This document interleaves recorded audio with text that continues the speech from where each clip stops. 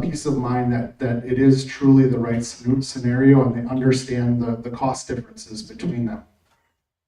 And again, I would say the like new in most of these cases is we touched every inch of the buildings that we were serving. So there really was no distinction between I'm now in the old section of the building and I'm now in the new section of the building. We really tried to create that seamless feel.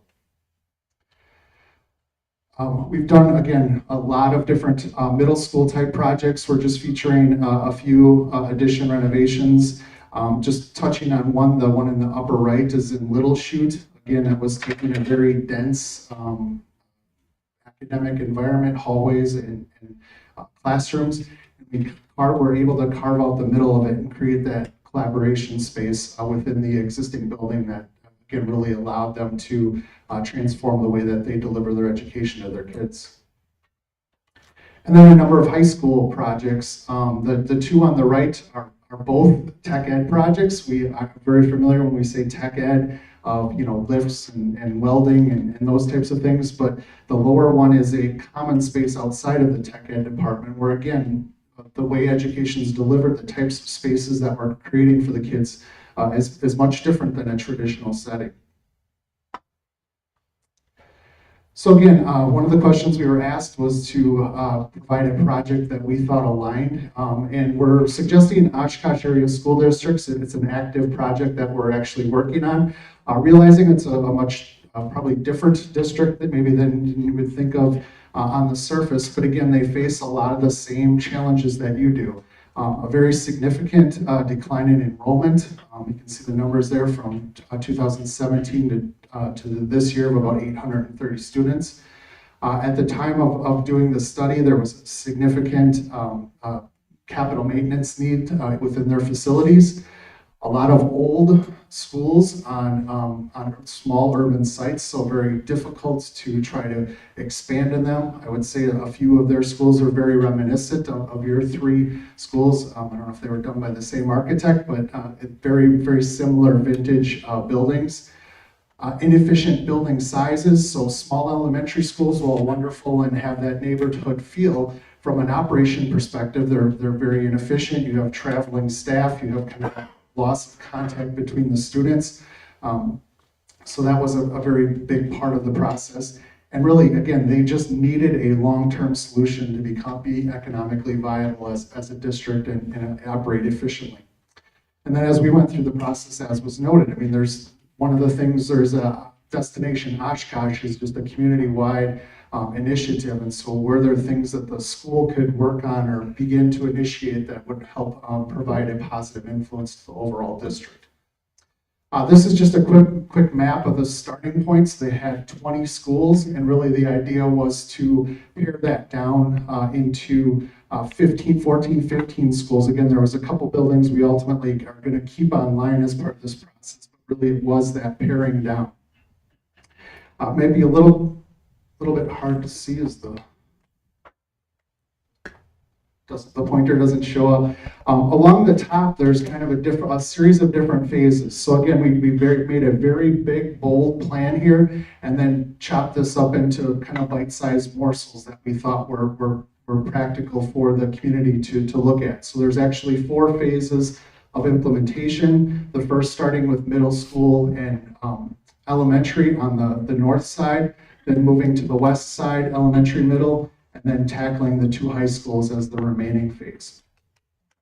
So the first phase, which was approved in November of 2020, was taking 2 middle schools and paring that down to 1, so eliminating 1 building there, and then paring 3 elementary schools and taking that down to also 1 elementary school. Here's just a brief view of kind of what that looks like. The top one, again, was completed.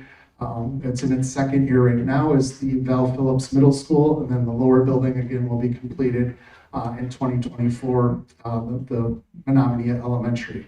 Kind of a great statistic, they've already seen an operational savings on the middle school level of about $600,000, so a pretty tangible amount of money for the district. The next phase, we've already begun to engage. They're planning for a April 25 vote. Would be, again, the next sequence of this, which again would take 2 middle schools down to 1, and then 2 elementary schools down to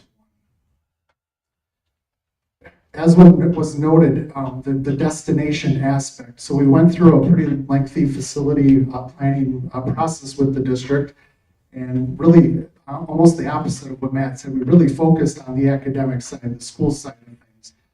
After that was complete, we had a number of people in the community said, you know, we need to be better. We need to be special. What are other additional things that we can look at?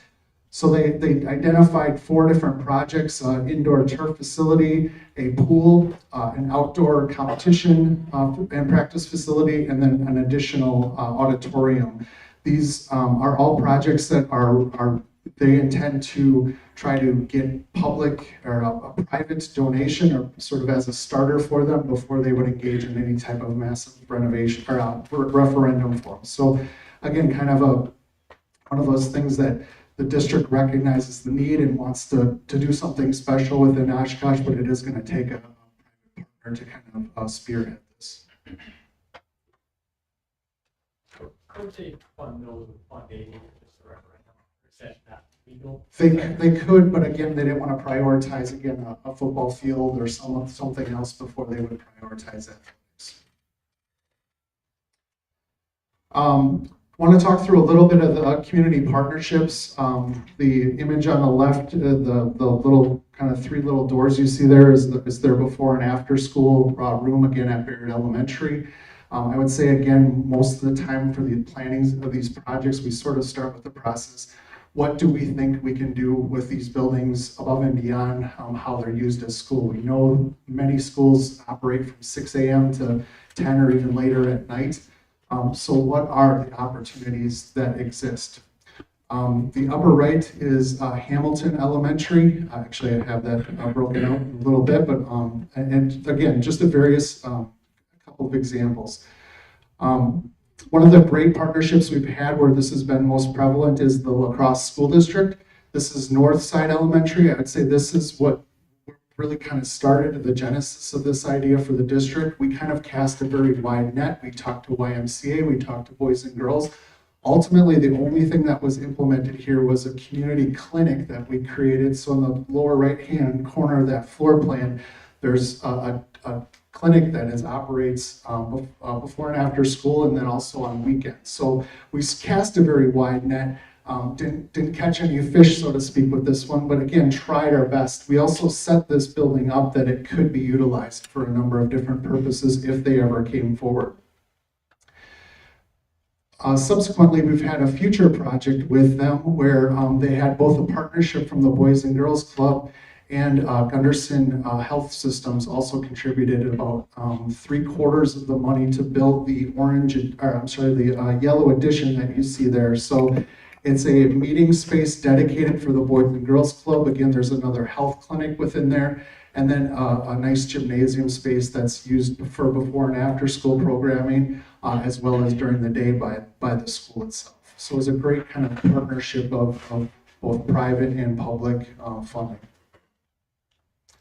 I just wanted to point out that I also had a little bit of involvement with Tim Prunty when he was still with the district. So we looked at a couple of different solutions for how to link the high school and pool.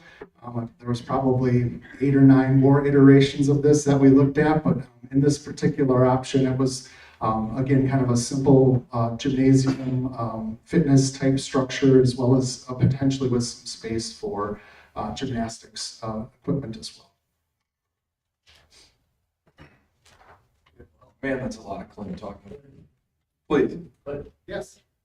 just for all of us here, not just the board members, on page 24, when we were talking about Northside Middle School, and you said about this $600,000 savings in annual operation.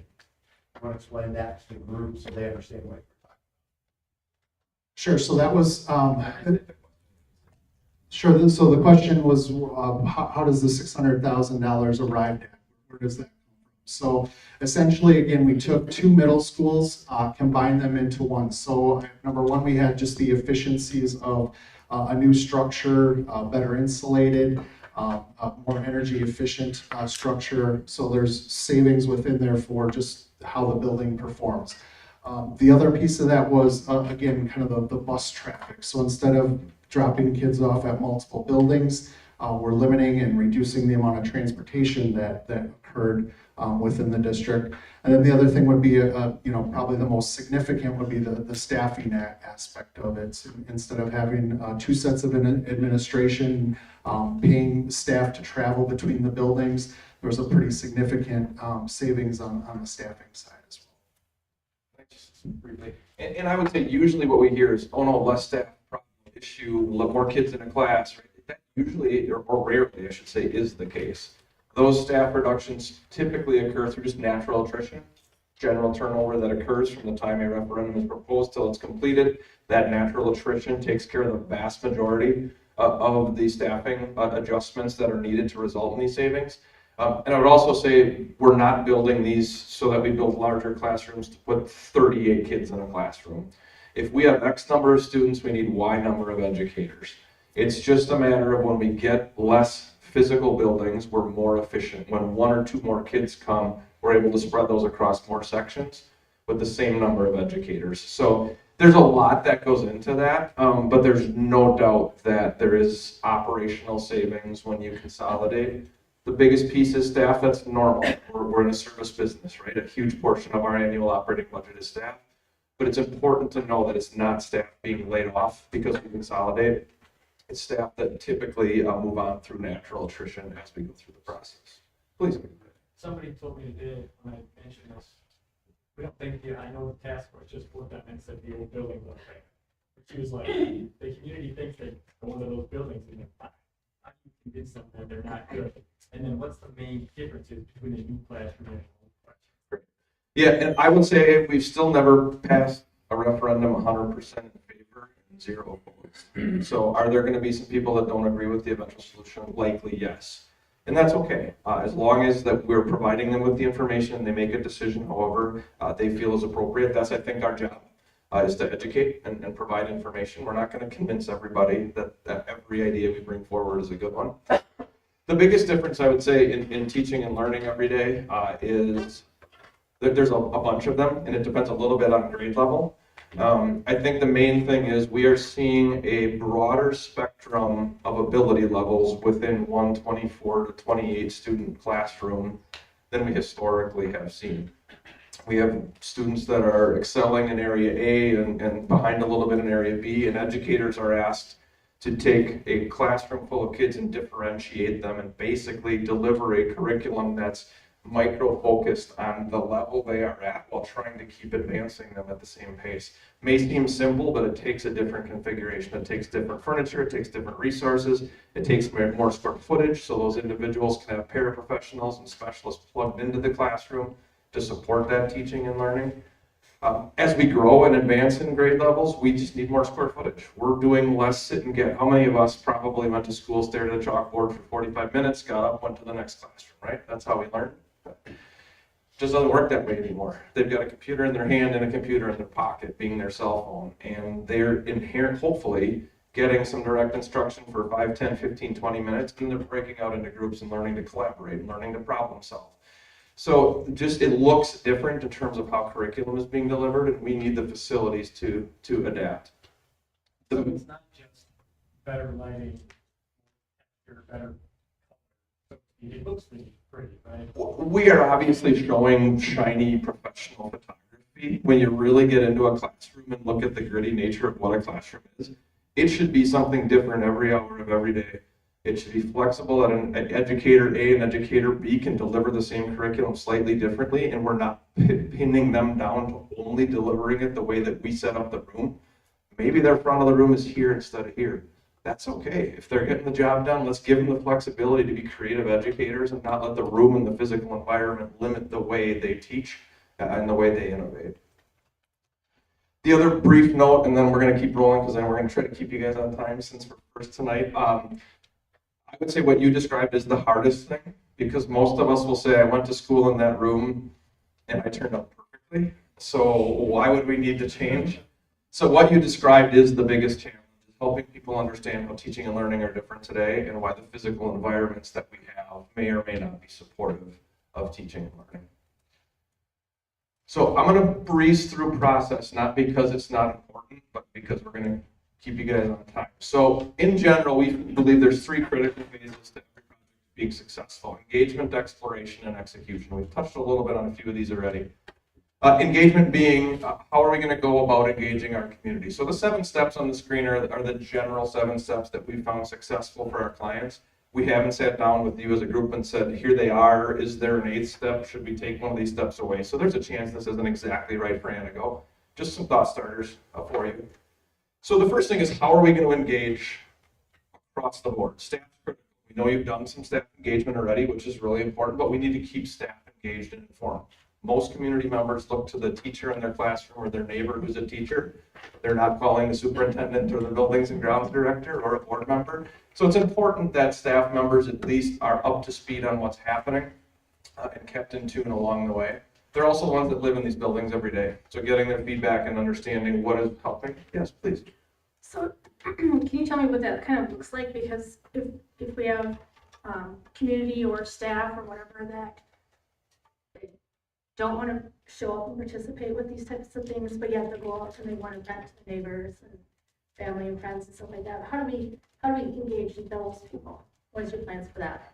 Yes, we've just seen a couple ways. Typically what's going to happen is we're going to send a survey to all staff members. It'll be a little bit custom by grade levels to try to get feedback about what's working, what's not. We're going to follow that with a direct listening session or 2 at each building. Most districts don't say that's mandatory, you have to come to it.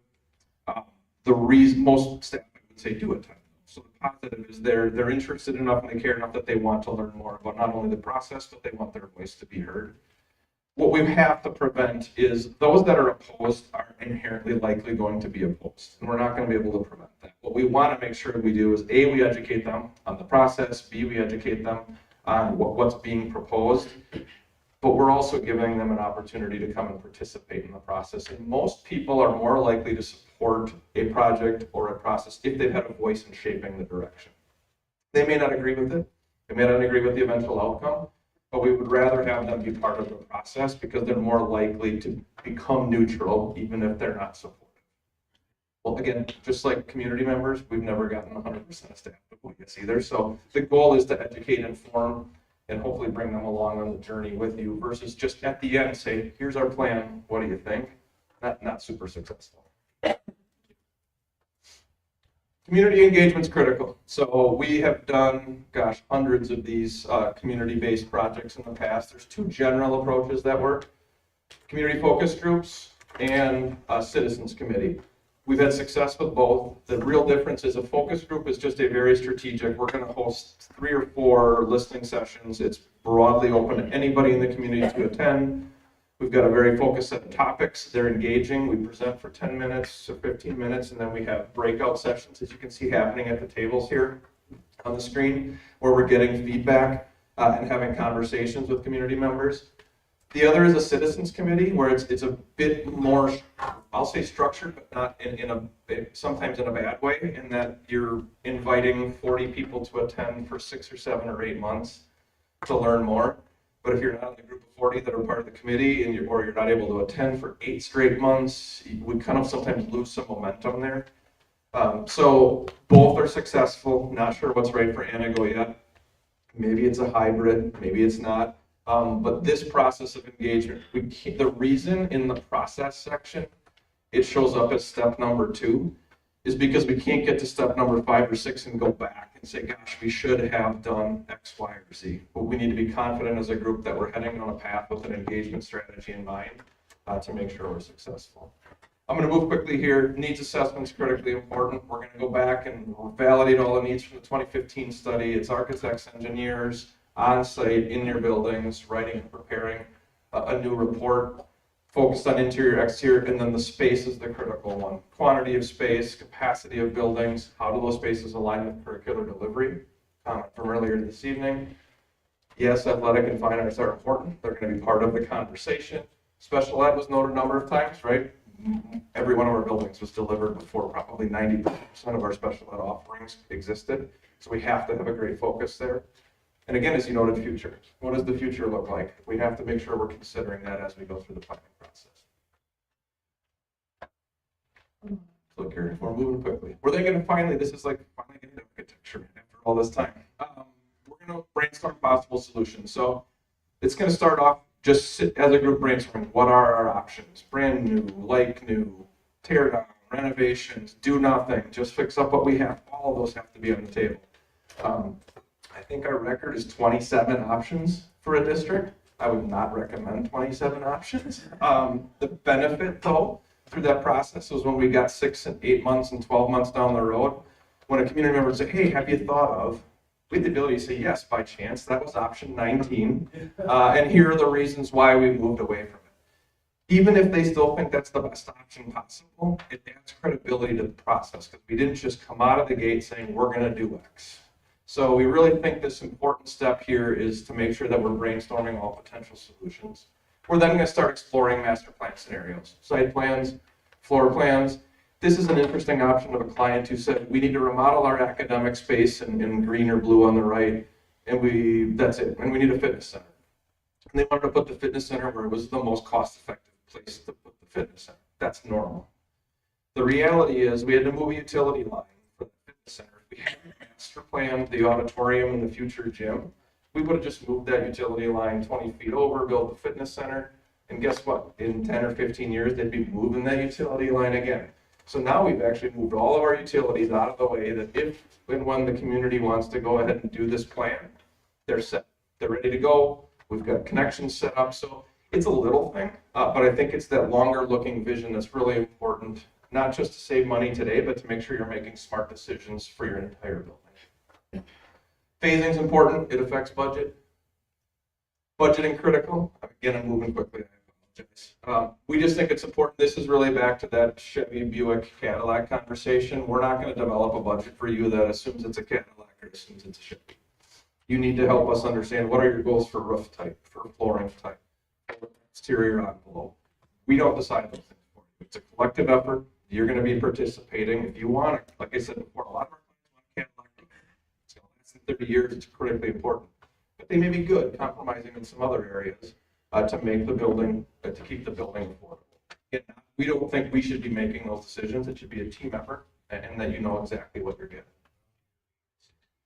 Community survey, you mentioned it before. It's a really critically important step. We've completed over 80 community surveys with School Perceptions has done the predominant number of those with us, but there's a few other companies that we've used. And as I noted earlier, I think the little statements on the left are critical, that we can't set out writing a survey to support the master plan that we got excited about. That's what we used to do when we first started surveying. Hey, here's a really great idea. Can you guys write us a survey to get the community to give us support for our great idea? We realize that's really a bad way to go about it. You get told no a lot because you don't have alignment with the community. The ideal survey is getting data that affirms and helps us generate what is the right first phase, how much is the community willing to invest. And once we've started changing that, we've been over 95% predictive with the surveys, resulting in referendum support. So finally, referendum support. I'm just going to hit on this one slide. We've been very fortunate. This is a 5-year look back of over $1 billion in work, 76% success rate.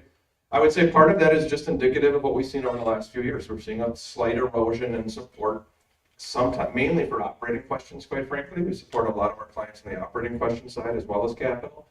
But hopefully you can see it's not on 2 or 3 campaigns. We've been involved in 41 campaigns in 5 years. We got a whole team to support you with that. 2 graphic designers, 2 communications professionals, as I said before. And then I lead our referendum communication efforts, as I introduced in the outset of the presentation this evening. We know you have a district to run. Our goal is to become an extension of your leadership team, and you're spending time out in the community having conversations. You're not spending time worrying about mailing a postcard or getting a social media post ready or when is that mailer going to go out. That's where our team is going to help you, and we're really going to equip you with all the resources you need to engage the community throughout the process. So with that, thank you. Please do. We always like applause. You know it.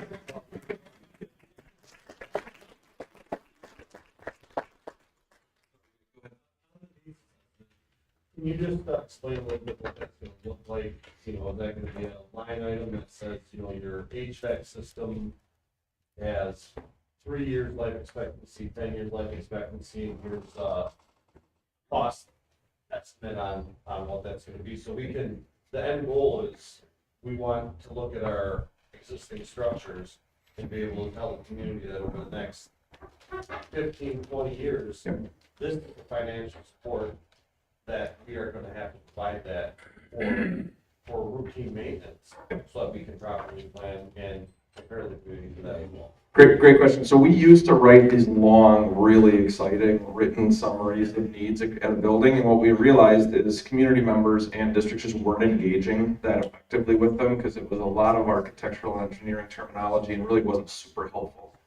So the documents you have in front of you is kind of our pivot to very visual delivery of what our reports look like. It's floor plans with summaries. It's aerial photographs showing your roof sections. It's not just describing them. And then we summarize for those of us with short attention spans into just a very simple summary. There's a couple page executive report on each building. Get a quick snapshot right here on the screen is a good fair report. Where is that specific system or need? And then Jake, typically what we're doing is we're budgeting the fair and poor. Some clients are just gonna say just budget the poor because we know that's all we can afford or that we need to plan for. We don't put budgets in these reports because they're immediately out of date after we publish them, right? Every year, we're losing buying power with inflation and things that you make investments in. And so typically what we're doing is we're producing those budget reports separate so that when you reach out and say, hey, I completed X, Y, and Z out of Fund 46 or the operating budget, can you strike those in the report and issue me a new budget? No problem, all good. And we're not constantly republishing a huge binder full of material. So that's why you don't see the budgets included.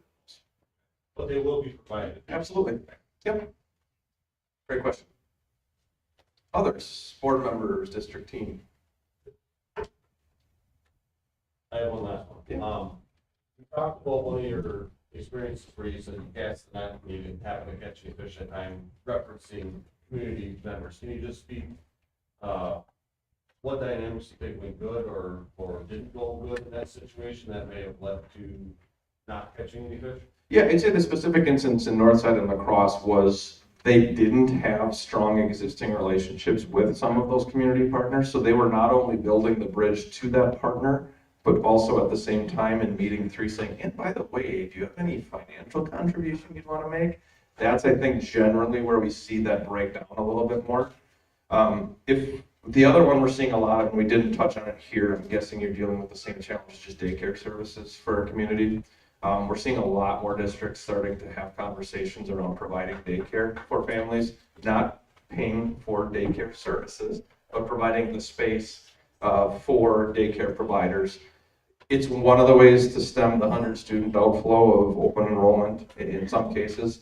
That's another community partner conversation. If we had viable space, would you rent it? Could you operate a licensed daycare facility on our behalf?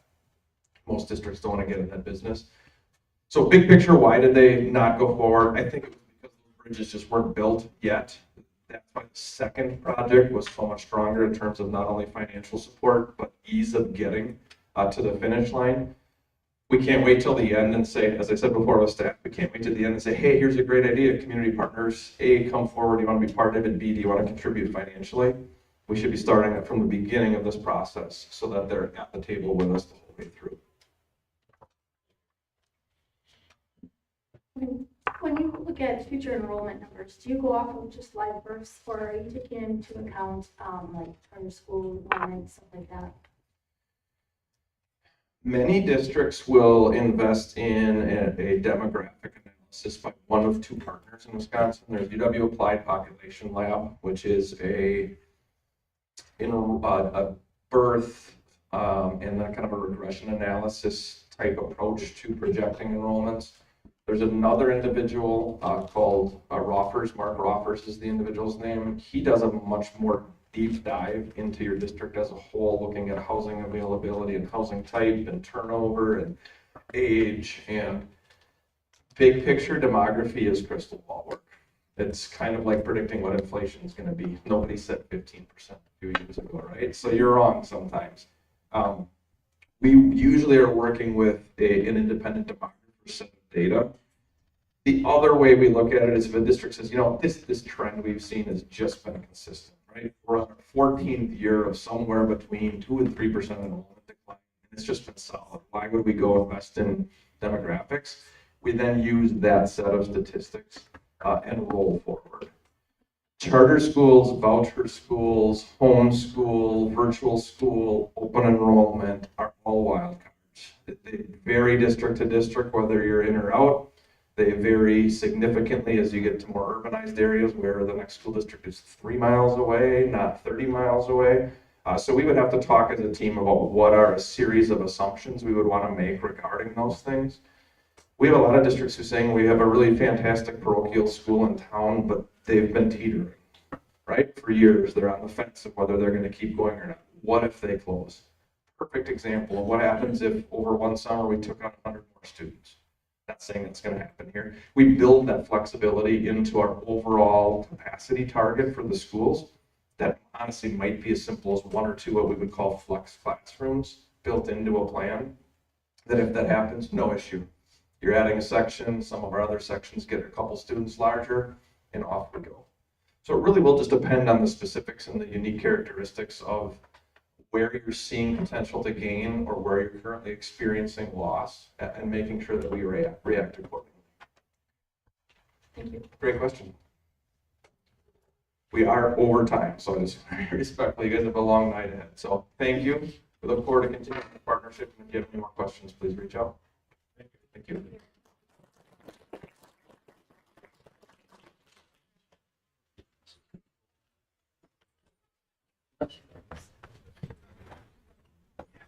No, stay all late.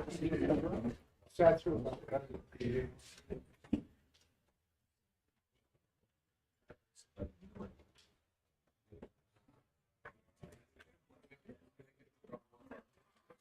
I just want to say this is not a recess, this is just a reset for the next firm to come in.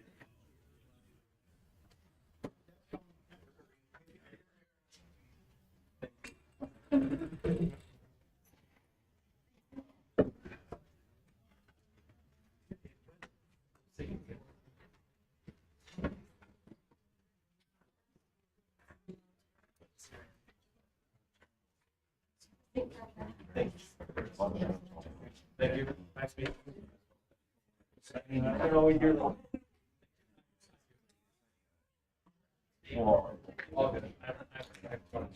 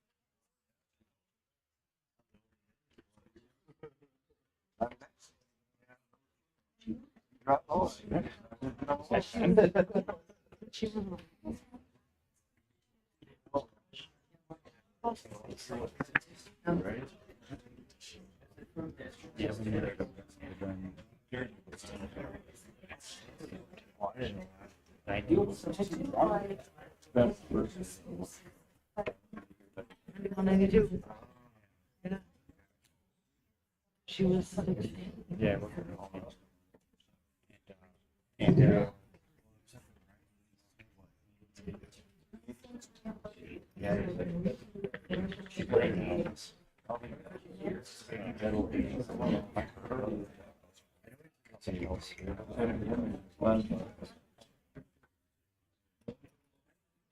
See, I had plans.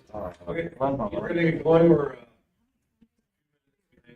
we'll give each firm, equal amount of time, so you get about 45 minutes for your presentation. We have the blue design group here, they're, Steve and Steve, so easy to remember.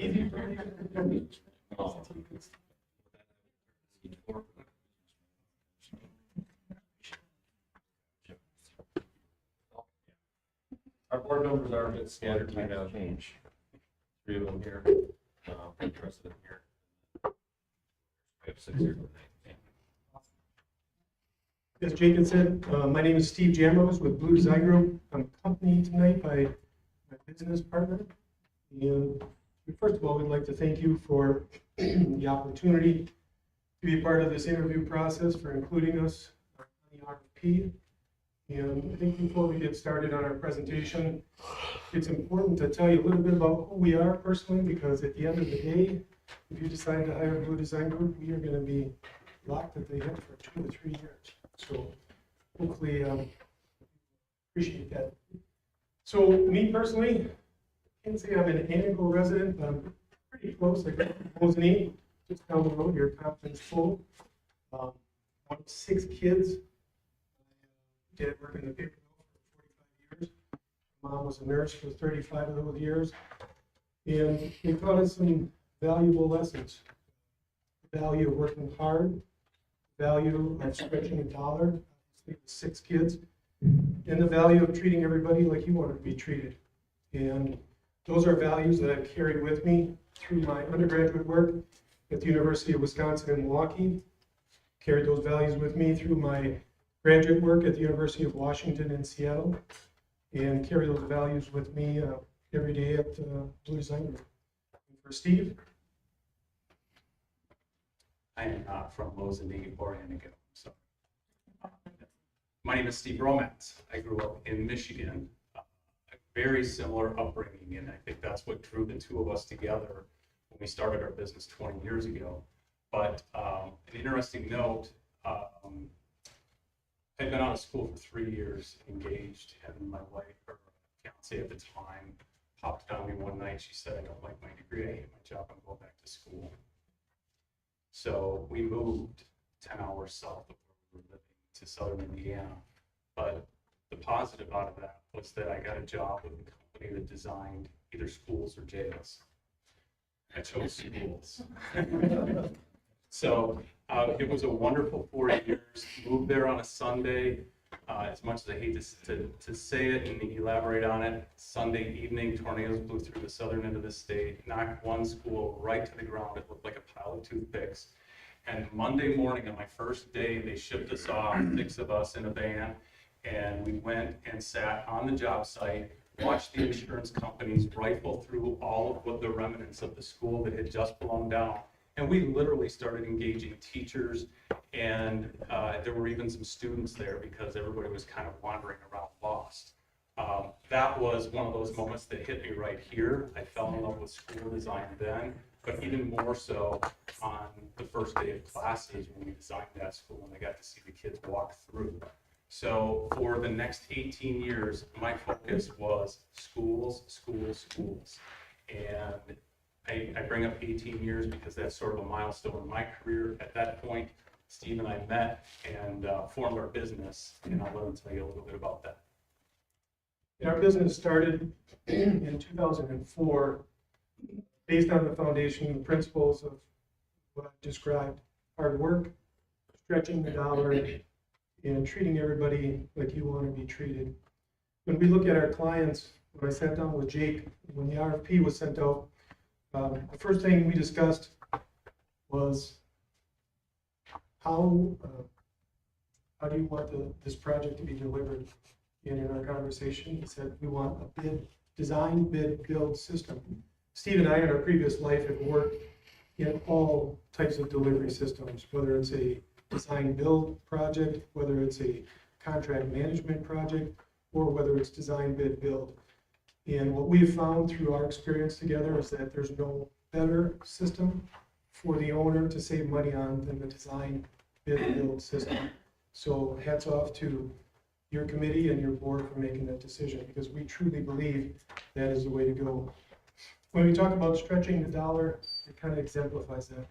When we talk about treating everybody like you want to be treated, it involves everybody, whether it's the guy delivering drywall to the site, whether it's the owner, whether it's a student, whether it's a custodial person, whether it's a teacher. Everybody brings something to the table that has value. And it's our job to sift through those conversations, to listen, to be good listeners, and decide when and where and how those comments make sense in the master plan process, in the design process. This ground up approach that we have, this collaborative approach, this blue collar approach, is something we felt so strongly about that we named our company Blue Design. This story has served us well over the last 20 years. This will be our 20th year in business this year, to the point where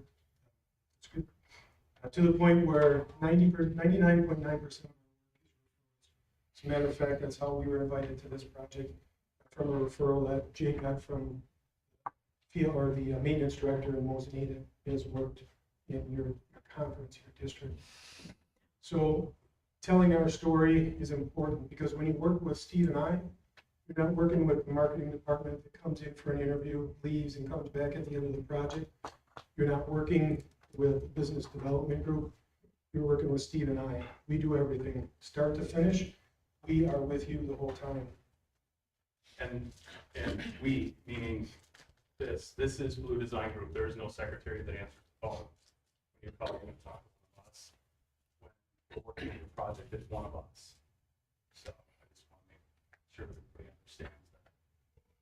And recently, to look at a list of our key clients, it's important to know among those, Bondwell School District, a school district that we've worked on multiple times with long-range master plans. We guided them through two successful referendums, one in 2008 for $5.8 million, and one recently in 2021 for $12.5 million, which involved a number of projects with their consolidation of elementary schools, closing of outlying elementary schools, and some major amount of work at their middle and high school. For the Hortonville School District, we've worked on, again, multiple long-range master plans for that school district, one of the largest in the state of Wisconsin, guiding them through referendums that passed in 2013, $25.45 million, and one recently in 21 for $41.8 million.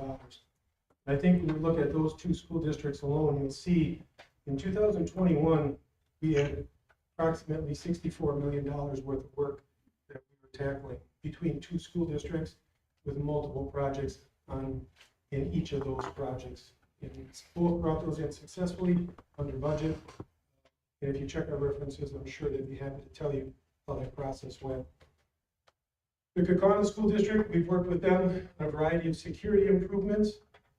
Kimberly Schools, we've worked with them in additions to the high school alterations, to their middle school, some elementary schools, and recently, a new state-of-the-art athletic indoor turf facility.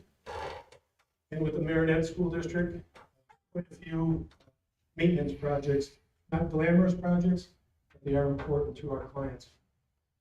When we look at the Menasha School District, we worked with them to restore their historic Calder Field, a few alterations to their existing high school, and several projects at their elementary schools. One interesting project for the Menasha School District, outside of an alternative learning center, which was a standalone building, at one of their elementary schools, something as simple as a bicycle playground. Not anything that we won't do for our clients in terms of some of the educational projects. Mosen East School District in my hometown, long range master planning for them. We've worked with them on the basis of about $21 million worth of work, of which 15 of that was Act 32 project work that was done in conjunction with Nexus Corporation. And then 2 standalone projects, which were additions to the high school and one recently to their existing middle school. When we look at the New London School District, we work with them on a fair amount of security upgrades. And one interesting project with one of their students who was looking to complete an Eagle Scout project. He reached out to us and asked if we could design an entry gate for their athletic facility. He took that project, garnered all the donations for it, lined up all the contractors, and in so doing was able to accomplish his project. So it was a wonderful project for us to get back to the community and work with it was driven to do something special. Outside of our educational clients, we also do a fair amount of work, repeat clients on our business side. One of our biggest clients is the Michaels Corporation. I don't know if any of you guys are familiar with that. One of their owners, Tim Michaels, ran for governor. But we've been working with them since 2007. They tapped us on the shoulder to do some work at their corporate headquarters. They are currently the second largest contractor on the 2023 Engineering News Record and top 400 contractors list in the world. Very large company. Other repeat clients include Northeast Wisconsin Retina Associates, Valley Eye Associates, and Dermatology Associates, Forefront Dermatology, a company where we've worked with them and completed a 5-story office building for them in downtown Nashville. When it comes to the educational market, we've worked on virtually every kind of project the school district will face. Not only in our 20 years, but the 10, 12, 15 years previous to that, as Steve has alluded to. We've worked on high schools, elementary schools, middle schools, high schools, district offices. I'm stopping at this particular photo because this is for the school district of Pulaski, and in this case, point to it, but the building on the bottom used to be a storage building. Renovated that into a new district office, added on a conference room that could be shared between the elementary school and the district office, and rearranged the traffic flow on that site, which was horrendous before, such that parents picking up their children at elementary school and buses are completely separated, making the site flow a lot better. The other picture in the bottom left-hand corner is for the Menasha School District. They approached us about buying a vacant building in downtown Menasha. Their goal was to work closely with the city of Menasha and buy this building, renovate it, put their district offices in there, and also put the city's offices in there as well. So it would encourage a partnership working with the city and the school district. In addition to that, they received passive income. That project's been open now for about 5 years, and the relationship is working very well. We also do a fair amount of work on athletic stadiums. This is historic Calder Field in downtown, the outskirts of Menasha. We worked on the renovation of this project. Aiken Field, another landmark in Portonville. The project for Pulaski, their athletic field, and Delavan Darien, which was recently completed. Not shown on here, but we also worked with Brookfield East and Brookfield Central on some of their ticket and gate entries at their athletic field as well. This project is the indoor turf facility designed for what some people in our area call the University of Kimberly, or Kimberly High School. In this picture, you can see the athletic turf. We designed it in such a way that there's also a track component on the right side and a track component on the left. So you can practice long jump, triple jump on one side, hurdles on the other. The curtain drops down to protect them. There's also protective netting for baseball and softball that happens inside this facility. And those two overhead doors provide access to storage in an 8,000 square foot weight room, which is just used for the guys, not the girls. They have their own. So it's crazy. For me, football was one of my loves growing up in the Northeast. And when I look back, I graduated in the 80s. I always remember Antigo, DC Evers, very strong in football. When I look back at some of the history, because we're actually state champs in 76, 78, and 82 against teams like Christine and Portland, Coyote and Madison. It's hard to believe that kind of history happened. And we would be remiss if we didn't talk about maintenance projects. Now, a lot of architects take on these projects. It's not very glitzy, not very glamorous, but our clients have a need for maintenance items, whether it's something as simple as evacuation, emergency plans, window replacements, ventilator replacements, roofing replacements, or storage garages. Our clients have a need, we're there to help them out. When we look at projects that are additions that we're hired to do, we have a process where we work through them. When we're hired for referendums and so forth, we have what's called a 7-step planning process that takes our clients through to the end, from phase 1 to phase 2 to phase 3. Now let Steve kind of talk a little bit more about the 7-step planning process. So we know that you've engaged a task force and put an awful lot of effort into that. Watch the videos, and I recognize a lot of the faces, either presenting or in attendance. It's a grueling process. For those of you that have been through it, I'm not telling you anything, but for those of you who haven't, it's tough. And there's a lot of work that goes into it. So while you've gone through that step as a starting point, and you've made some initial assumptions and had some reactions and sort of a direction, we still believe very strongly in leading our school districts through this 7-step process.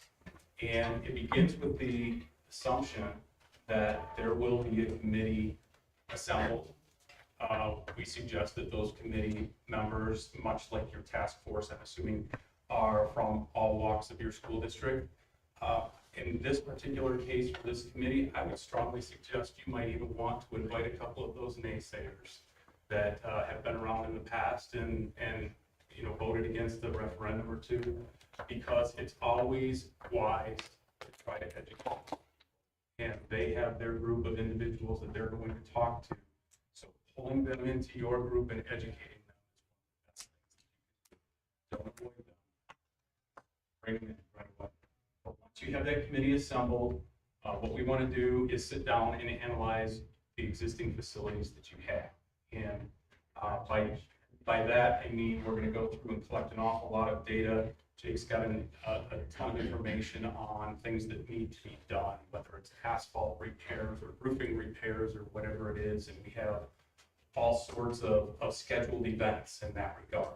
And we need to know about that so that we can include that in future planning.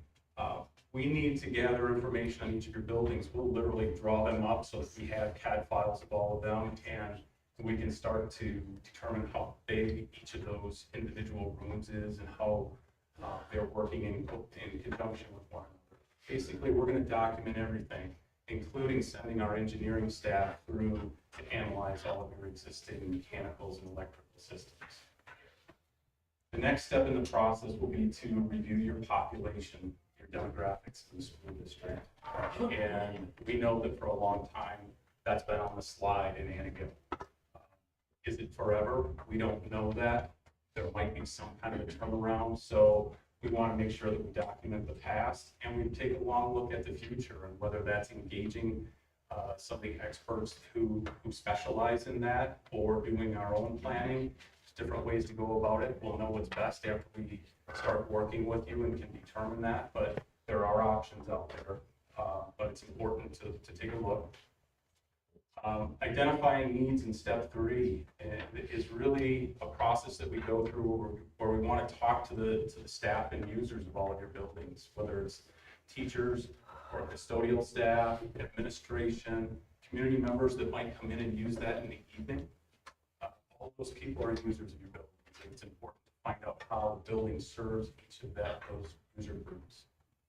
Once we have that understanding, we can sit down and write what we refer to as an architectural program.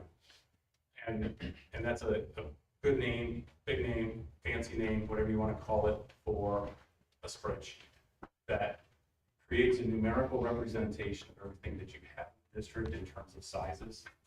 And it compares it side by side with the ideal scenario. And you've kind of gone through some space planning with your existing elementary schools and what it would take to replace those if they were individual schools or a new standalone. And we will do the same thing. Essentially determine what you have and what you need in the future. And essentially, you'll either come up with a net zero, meaning you don't need anything. You'll have a surplus of space or a deficit. And if there's a deficit there, then we have to analyze it and figure out how we can achieve that extra space. If there's a surplus, we figure out how we can use that to our best advantage. From there, we put the pen to the paper and start to develop conceptual solutions. And they are just that, very conceptual. But when we do that, we believe that those solutions need to incorporate 3 things. They need to incorporate the curriculum-driven needs, what your staff is telling us that where your staff is telling us the buildings fall short. It's curriculum evolving to the point where your classrooms no longer meet their needs, or what exactly is it? Is it a population-driven need where we have too many children in a classroom and we have to figure out how we can create more? Or is it a facility-driven need that's a maintenance issue that's been nagging? We have to put all of that into a graphic solution for you. How do we solve it? From there, we go into budget analysis. We have a saying in our office, and it rings through every day: do what you know and know what you do. We know how to do, and I go against the grain on this one. We know how to do cost estimating, but we do not do it in this scenario. We are not experts at cost estimating, so we will engage 2 to 3 contractors who specialize in school construction at this point. On a very neutral basis, we'll ask them to provide us with a cost analysis and help us develop a budget for your particular projects for the conceptual solutions that we've drawn. They do this every day. If I relied on a database that was 3 months old, it would be out of date. And that's the honest truth. So we want to get the most accurate information possible. From there, it is very important for that committee that I mentioned back up before I started here. It's important for that committee to reach consensus on what they feel is the most appropriate solution for your school district.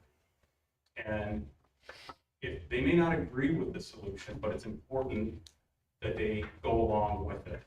And not always do I agree with what Steve says in the office, but I have to, as a business partner, go along with him. We'll make suggestions to one another, and that's the important thing that all of those committee members need to remember, is that we need to reach consensus.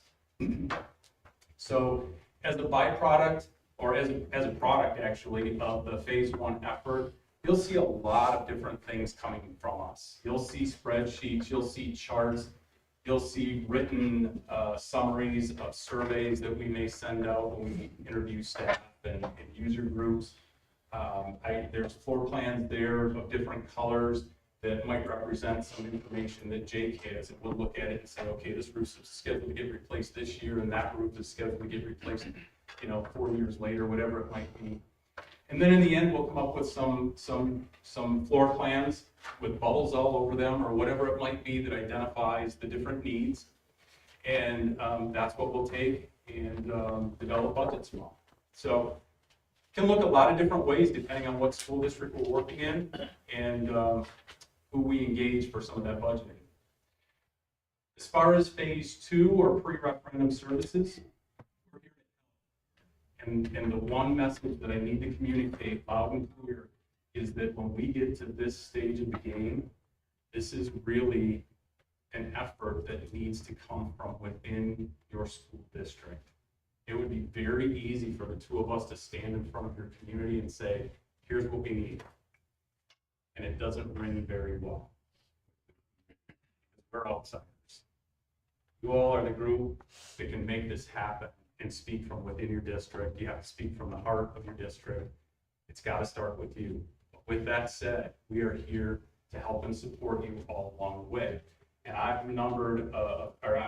I've listed a few items here where we can help. This is not all inclusive, nor is it all detailed within. But first thing you need to do is come up with a campaign and a slogan that goes with this, and how you figure out how you're going to sell it. Put a milestone schedule with it. Identifying people within your community. Again, may not always be the people that are necessarily in favor of this project. Educating people is very important. We'll do the presentation drawings that you need to help sell this. We're going to develop some calling trees along the way. Target groups need to be identified for major businesses and civic groups that you can make presentations to, organization radio segments. Informational meetings can be held different ways. Are they large groups where you're going to just engage a whole large crowd and answer to everybody? That's one approach. And from our experience, there are a lot of people that will sit out there and never ask the question that they want to ask because they're afraid. So it's grinding away down here. And in the end, it's probably not a very good scenario when it comes to them getting to the polls. We want to make sure that we can answer those questions. So we avoid that scenario a lot of times, and we'll go with one-on-one, small group, and we'll, as an example, meet in a field house or an auditorium and set up a half a dozen little desks with drawings at each one and have somebody that's been involved with the process intimately sitting there, and we'll invite people to come in and just mingle around and talk to each of us individually, and we can talk to them about the solutions and answer any questions that they might have. A lot of times it's very helpful, very, very helpful. People. The bottom line is you need to get people out to vote, and whatever it takes, and I listed the last one, it's as simple as inviting people. If you got to give them a ride to get to the polls, whatever, it sounds silly, but sometimes that's what it takes. So, see, again, a lot of different graphic representations of that information, whether it's using social media as a platform, social media and hard copies that are being mailed out, any combination of those, soft mailings that go home with kids in backpacks. There are a lot of different ways, but until we get involved with the district and better understand how you communicate with the taxpayers and amongst one another, it's difficult to put our finger on any given format right now. One of the items that Jacob pointed out to us last week in his communication to all those that would be giving interviews is shows a couple examples of projects that meet kind of the same scope of what we're looking at doing here in the Antigo School District. One of these examples is a two-phase project that we completed for the Bondwell School District. In 2008, prior to the referendum passing, we worked with the school district as they were looking at consolidating all of their elementary schools and closing two of their outlying elementary schools. Very controversial. The community is somewhat spread out, and it was a decision they took on and eventually passed a $5.8 million referendum, which was completed in 2010. As a part of that, in the upper right-hand corner, you can see a two-story centralized elementary school for that school district. After that was completed, they closed the outlying Navarino Elementary School and the outlying Cecil Elementary School. They knew they had work at their Bondwell Middle and High School, but they knew they could not pass that in their school district. They knew their school district could only afford so much. So this two-phased approach, the second phase happened in 2021. As part of that referendum, it passed at $11.96 million. And at that point, they took on the middle school, high school component that they needed.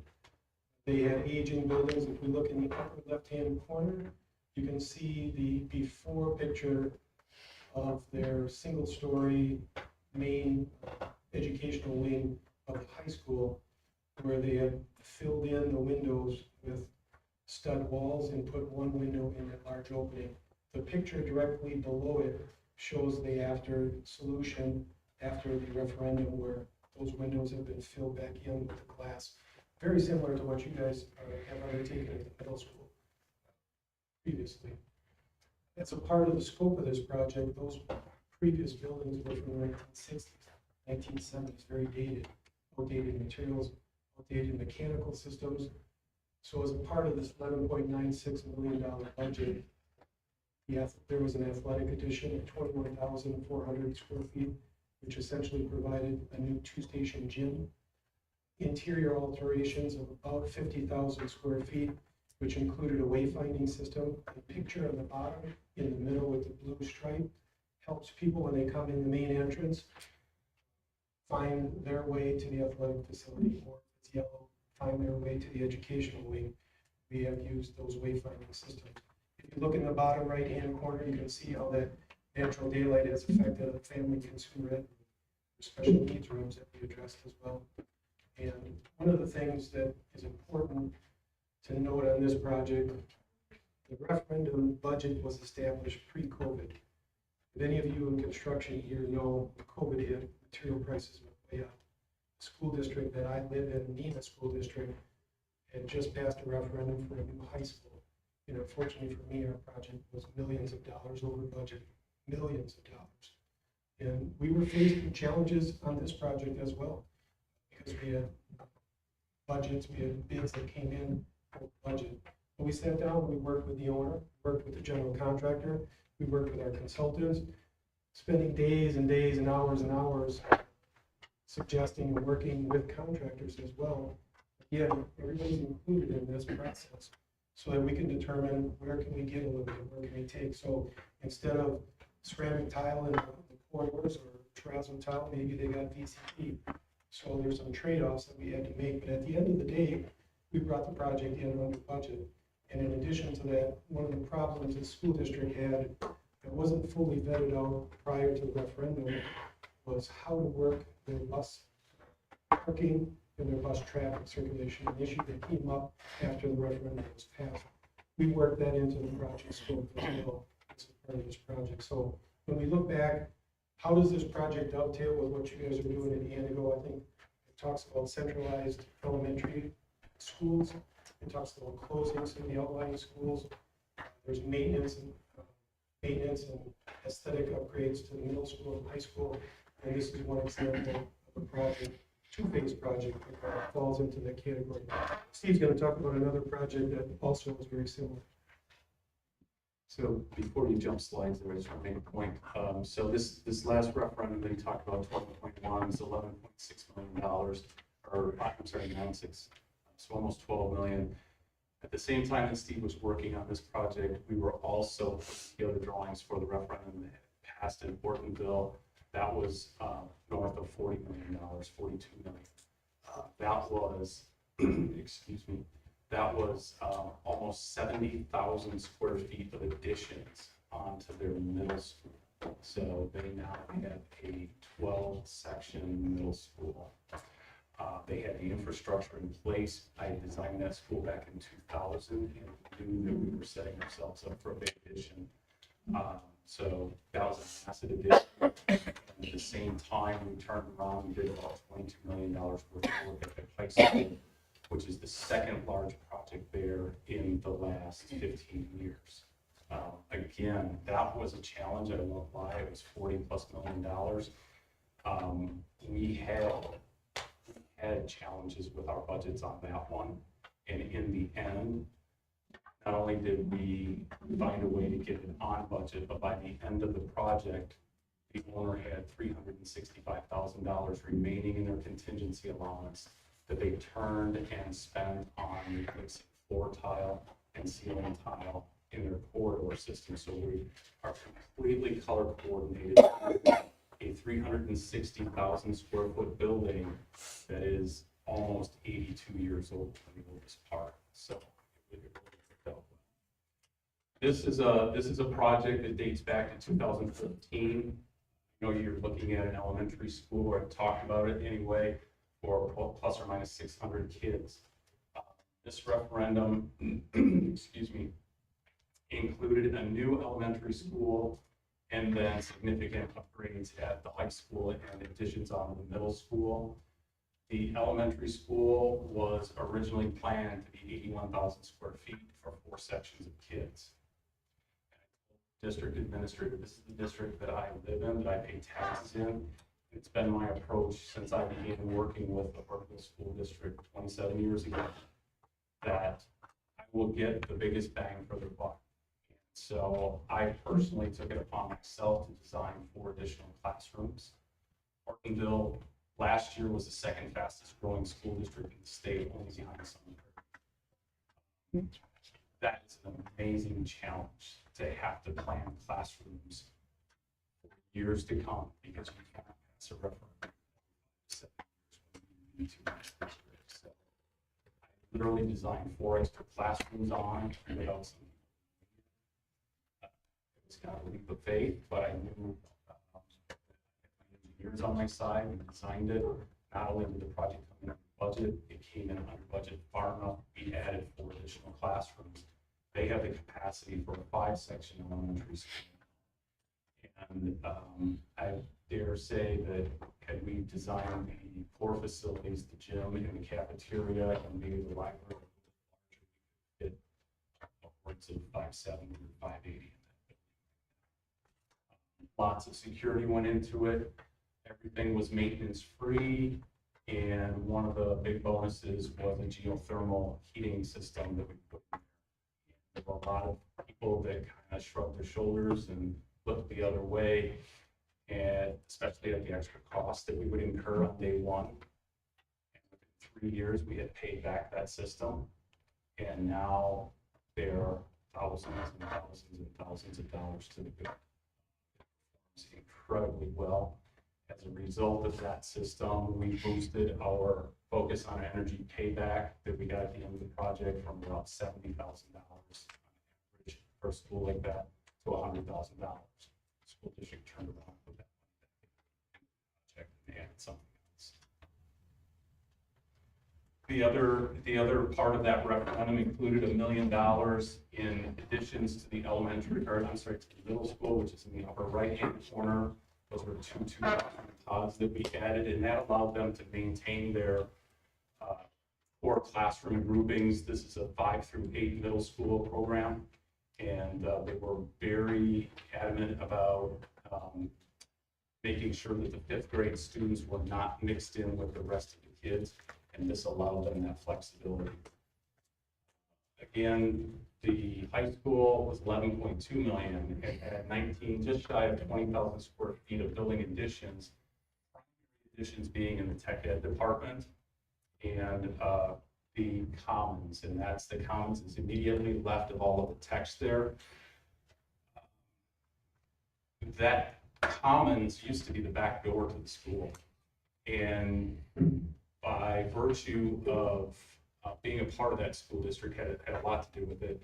But by virtue of the interviews that we went through with the staff, it became so incredibly obvious that the front door was in the wrong spot.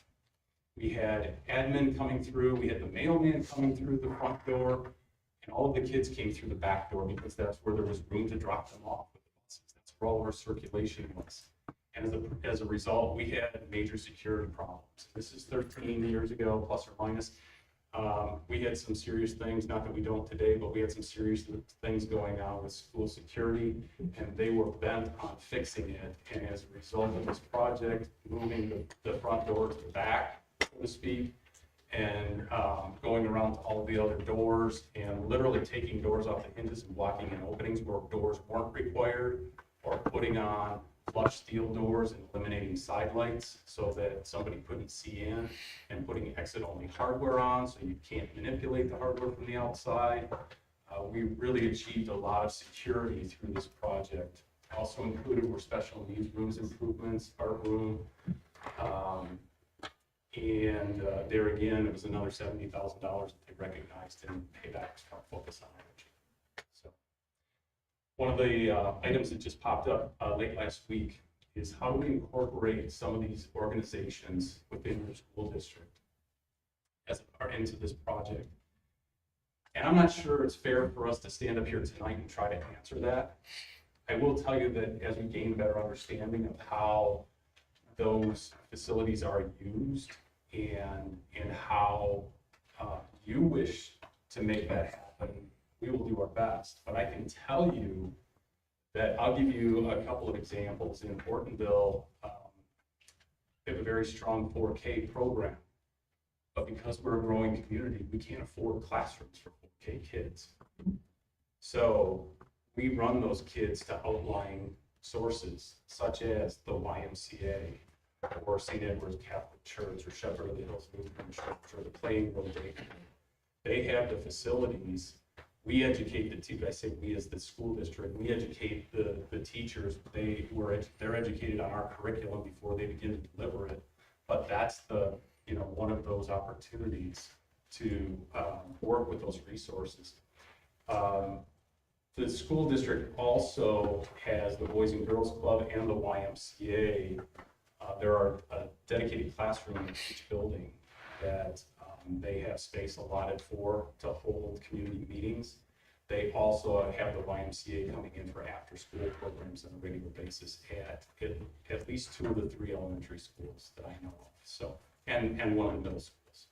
So there are plenty of opportunities, plenty of ways to engage them. I think we need to learn a little bit more about your community, but we can be creative, jump out of the box, and try to find ways to. Any differences between our classrooms, like 60 and? Yeah, sure can, because everybody asks me about that. The truth of the matter is, most of the classrooms, I'll take it back to the 60s. You got a building that's almost 100 years old in middle school, right? What's the difference in that classroom? The size, proportions. That one probably has about 720 square foot classrooms, and they're 24 feet wide and 28 feet long, something like that. And the ones that were built in the 60s are probably about 800 square feet. I'm going to speak to elementary school. The ideal scenario today is to build those at 900 or larger, with your 4K kindergarten probably up around 1,200 square feet, 1,250. The difference that we see in classrooms when we look at them on paper is so minuscule. They look the same from 100 years ago until today. You walk in the door that's at the back of the classroom. It doesn't matter if they turn off their light, there's a cabinetry on the wall. There's windows on the opposite side, and the teacher's desk is in the corner, the chalkboard here, the marker board there. And you look at it and you say, well, it's the same room. But the reality of it is we have hearing loops incorporated in there. We now try to incorporate more natural daylighting than we ever have before. We try to create opportunities for teachers to deal with students. It used to be they wanted small group learning centers within their classrooms. Now we see such a variety of kids at all levels of academic development within a classroom that teachers are needing to go one-on-one, or they have paraprofessionals in the room and they're dealing with a couple of kids here or there. So they still need opportunities to deal with kids on an individual basis. But in general, classrooms are still classrooms. They're still about 900 square feet, square or slightly rectangular. Unless somebody comes to us and says, we need some opportunities, and we just went through this in Ortonville and 2 of their schools and knocked a bunch of walls out, and we created operable partitions between the 2 so that they could do team teaching and they could teach their science and their math together, and integrated different areas of curriculum within grade levels. So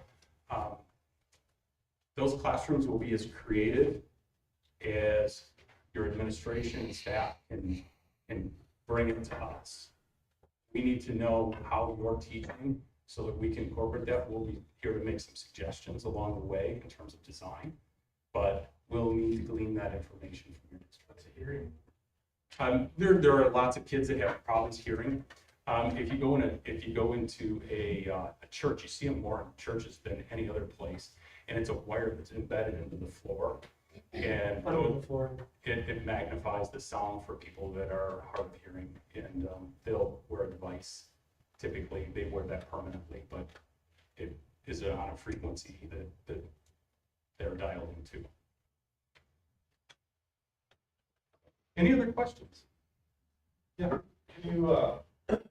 said that you two are the only ones in the office when we call this. You're the ones that are gonna answer. Can you kind of help us understand, when you look at such a big project, just you two, or what is, how do you pull together the resources? So we can handle all of our needs. Sure. I'll let Steve chime in a little bit as well. Steve and I worked at larger architectural firms that had specialized in schools, one of them down in Madison.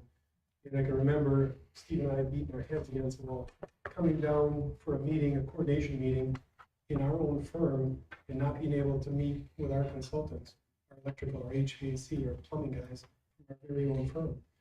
And most firms that have a project like this, they have their team of 2 or 3 draftsmen, and usually a job captain that works on a project like this. They also, depending on the size of the firm, but they may have another layer and another layer and another layer of upper management.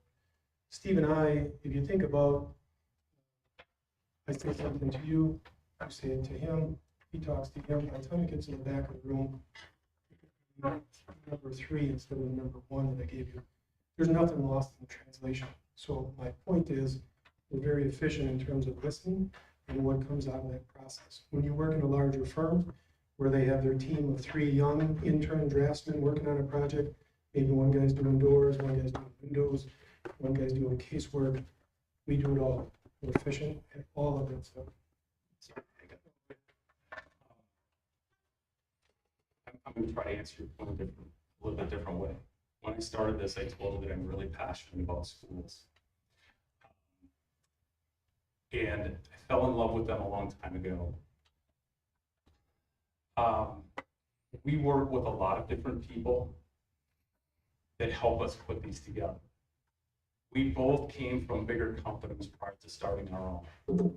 And the reality is that if we wanted to specialize in schools solely and deal with schools every day, unfortunately, we would have to grow our business. So when you saw the list of schools that we have and the list of repeat clients that we have, it's really pretty small compared to a lot of our competitors. So we pick and choose the school districts that we work with, and that is the honest truth. We will not bite off more than we can chew. We've had 3 or 4 opportunities in the last 19 and a half years where we could have hired a couple of people. We chose not to so that we could specifically keep our fingers on quality control. And that's the honest truth. and I will add that in any project that we do, you have a team.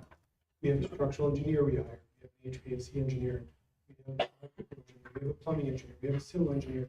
Where kitchens are involved, we have food service consultants, and where theaters are involved, we have a theater consultant. So don't get me wrong, it's not just Steve and I, it's our team of 7 or 8 people typically on a job that gets the project done. And we have great consultants. The consultants you saw in our brochure are almost all owners like us of their companies.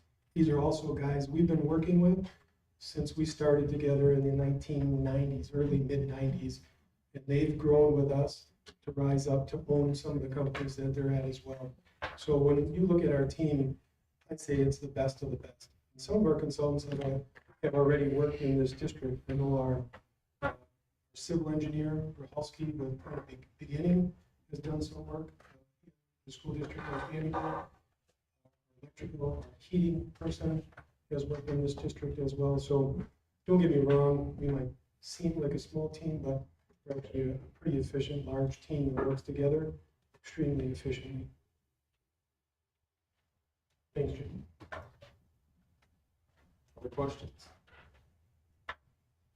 Again, thank you for the opportunity to be a part of this. And Steve says, pick the projects, this is one we'd love to be a part of, if given that opportunity. I would wish you all luck coming up with a decision, but it's not an easy decision to come by, but we just appreciate the opportunity given us.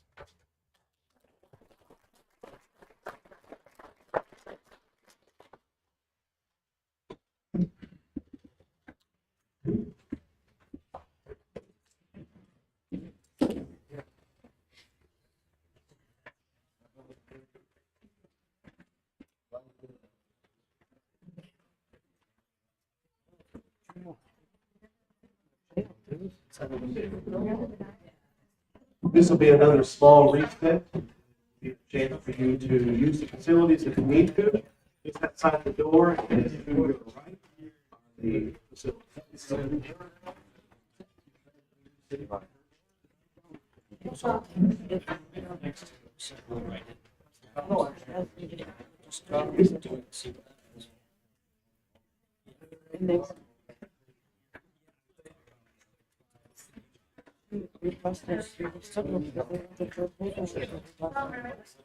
That's what we're talking about, yeah.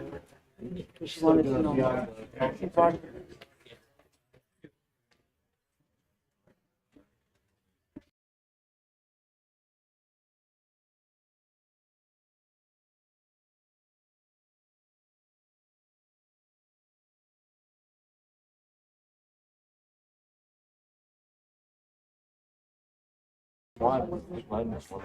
Sorry.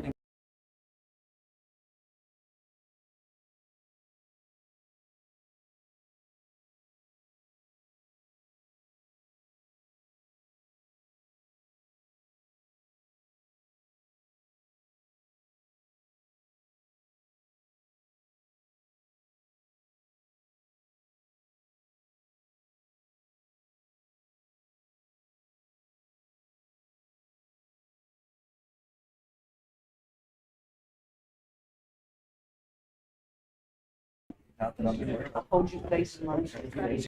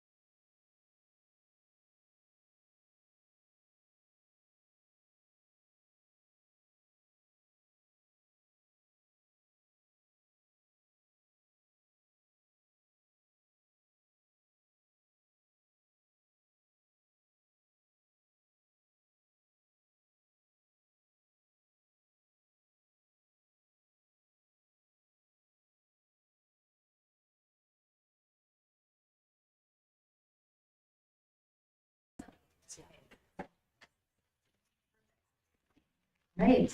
Good evening. Thank you so much for the opportunity to meet with you this evening to get a little bit more acquainted with the Unified School District of Antigo and for you to get to know us at Somerville, Nexus, and Rattler. I just have a couple of these to hand out. I don't know if everyone got them. We're going to do our best here to proceed and hopefully not have our backs to anyone. So I'm going to have my back to our team here. So again, thank you. And we will start with introduction. So I'm Melanie Parma. I'm Senior Vice President and Education Studio Leader with Somerville Architects and Engineers. I've been with Somerville for 25 years. I'm part of our leadership team as well as our education studio leaders. So I work primarily with K-12 public schools, working with them in that upfront education and community engagement piece, as well as taking a look at your buildings to see how they are or maybe aren't meeting the needs of our modern learning environments and today's students in teaching and learning environments. Pass this on to our team here. Good evening, my name is Jason Hale. I'm a senior project architect at Somerville. I've been at Somerville about 9 years now with a focus on education design, and I would be the main contact at the architectural side moving forward if selected. Good evening, my name is Rob Brown. I'm a community engagement specialist and also a Hudson School Board member, so third term. So I understand and appreciate everything you're doing. Thanks for your service. Hello, Brett Warren, Construction Project Manager, Director of Construction Management with Nexus. Been with the company for about 7 years now. Been in the industry for about over 15 years and just bring a little bit of a different eye to the team from the construction side along with the design team. Good evening, my name is Ross Rutler with Rutler Corporation. I'm a landscape architect and partner at our firm. I've been working in this field since I was born, I feel like, so I've been doing it just long enough, but I had the opportunity to transition ownership of our family firm. We're a second generation own and ran family firm out of Stevens Point, Wisconsin. All right, so now that you've met our individuals here, I do want to share with you our org chart of our team. So this is the same org chart that was included in our proposal that the district got in response to your RFP. So we feel we've really put together a great team of experts in education design and community engagement here. So myself and Rob will be really leading the team from the get-go with that community engagement piece as well as that facilities condition assessment and educational adequacy study. Again, looking at how your facilities function from every aspect, right? From a building envelope and systems as well as how the buildings are supporting education and learning today. And then you can see with us, we have a team, Somerville leading the architectural, interior design, and electrical engineering portion of the project. Nexus's team leading the mechanical engineering, HVAC, and plumbing engineers, as well as Brent mentioned, their resource from a construction perspective, and then also as Ross mentioned, their expertise in civil and site work as well as outdoor athletic facilities. So we want to take some time to just share with you a little bit about each of our firms. So Somerville is a full-service architectural and engineering firm out of Green Bay, Wisconsin. I think it's important to let you know that we are an employee-owned firm. So all of us at Somerville are employee owners, and why that makes a difference to you is that our partners are very much all in all they do. And so we feel that that is really indicative of the work that we do in a high quality product, but also in the relationships that we have built over the years. So just sharing with you some of our client partners and the length of time that we have worked with them. And at any given time, if you look at our workload, 94% of our clients are repeat clients. So I think that says a lot about our team members and that these client partners continue to come back to us year after year. And I do want to point out that we're currently working with the Green Bay Area Public School on designing a new elementary school for them. They're actually looking at consolidating 3 existing neighborhood elementary schools into one modern, energy efficient elementary school in the district there. And then here too are just some additional statistics about our education studio. Again, we're bringing our experience and expertise, not only Somerville, but all of our team members here. So we're bringing that experience and our expertise to partner with the Unified School District of Antigo. We don't come with preconceived notions of what the right solution is. We realize that every district is unique in their challenges and in their solutions. And so we really look to come alongside you and support you and work with you, because certainly you know your school district and your community better than anyone else. Hi again. And so at Nexus Solutions, we're a design firm that has focused on K-12 solely in Wisconsin and in Minnesota. We do nothing but K-12 education. Our mechanical design team is the only one in the Midwest that's been recognized by the U.S. Department of Energy for school design. If we're fortunate at a later time, spend more time talking about that. But we're excited about the long-term future of this potential partnership and look forward to the opportunity to continue conversation. Rather Corporation. So we're the outdoor guys. So established in 1989, we've been working in the K-12 school district market for 35 years. We're very fortunate. That is how our company started. And from that, we've grown into doing a lot of park and recreation work and also a lot specifically with athletic facilities. But our team takes a multidisciplinary approach to our projects. We have landscape architects, civil engineers, construction managers, and land surveyors. So from planning through construction projects, we take great pride in assisting the groups that we work with. I think as we look at experience specifically with the Antigo School District, we've been lucky enough to work with you folks on several different occasions over the years. Back in 2000, we had worked with you to establish the first running track in the location that it's in now. And we also had worked with you more recently to resurface that running track. We've done some planning exercises for the Vulcan School Forest and also worked with you on your tennis courts. So we have a firm understanding of your existing facilities. One thing in our role as part of the project is going to be looking at the outdoor facility assessment and looking at some of the critical items as part of that, looking at parking, necessary parking, access, the ADA access is a big thing, pavement condition assessment, site security and safety, site utility infrastructure, and site amenities. So these are all the things that we look at as part of that condition assessment. But then really, I think what's most important and can't be understated is that it is our role to work with you folks to understand what's right for Antigo, Wisconsin. So through listening to you and your team at the school district, working along with this great team that you have here tonight, we are very excited to be here and excited about the opportunity to work with you folks. So thank you. So as far as client reach, Antigo, of course, is the red that's in the center. We've done a nice job either individually or as a team, have done work all around you. Every client is a reference. So if you were to ask for 5 or 6 or 8 references, certainly they're here, but every single reference, every single client is a reference. And sometimes if a project goes well, that's great. Those aren't the ones that are good references. It's when you've fallen down and things have happened, how have you recovered? How have you maintained the promises you've made to your community? Those are the references that stand out, and we have several of those as well. And I'll share with you that 6-7 years ago, you had a superintendent by the name of Colleen Tim. Kelly Fassbender back then was director of curriculum, and she and I and the team took a field trip out to Brilliant to see their STEM lab at their elementary, just as in early conversations on what does your academics, what could they potentially look like, and just to talk about different ideas. And ultimately, the ideas, as Ross has mentioned, this is your project, these are your funds. It's for us to work with you to understand how do we best spend those funds if we're fortunate to earn support from your public.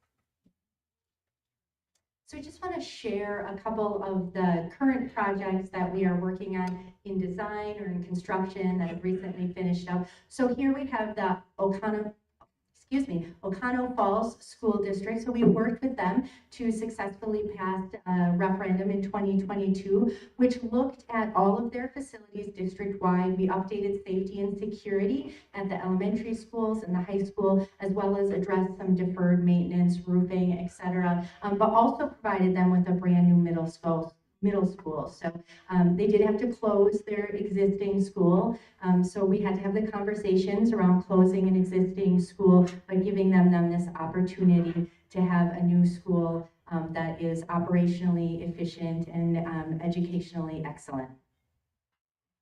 One thing we wanted to point out of this project was the original development and ideas and original budgeting for this project happened pre-COVID and during COVID. And obviously things paused there for a little bit, like the whole world did.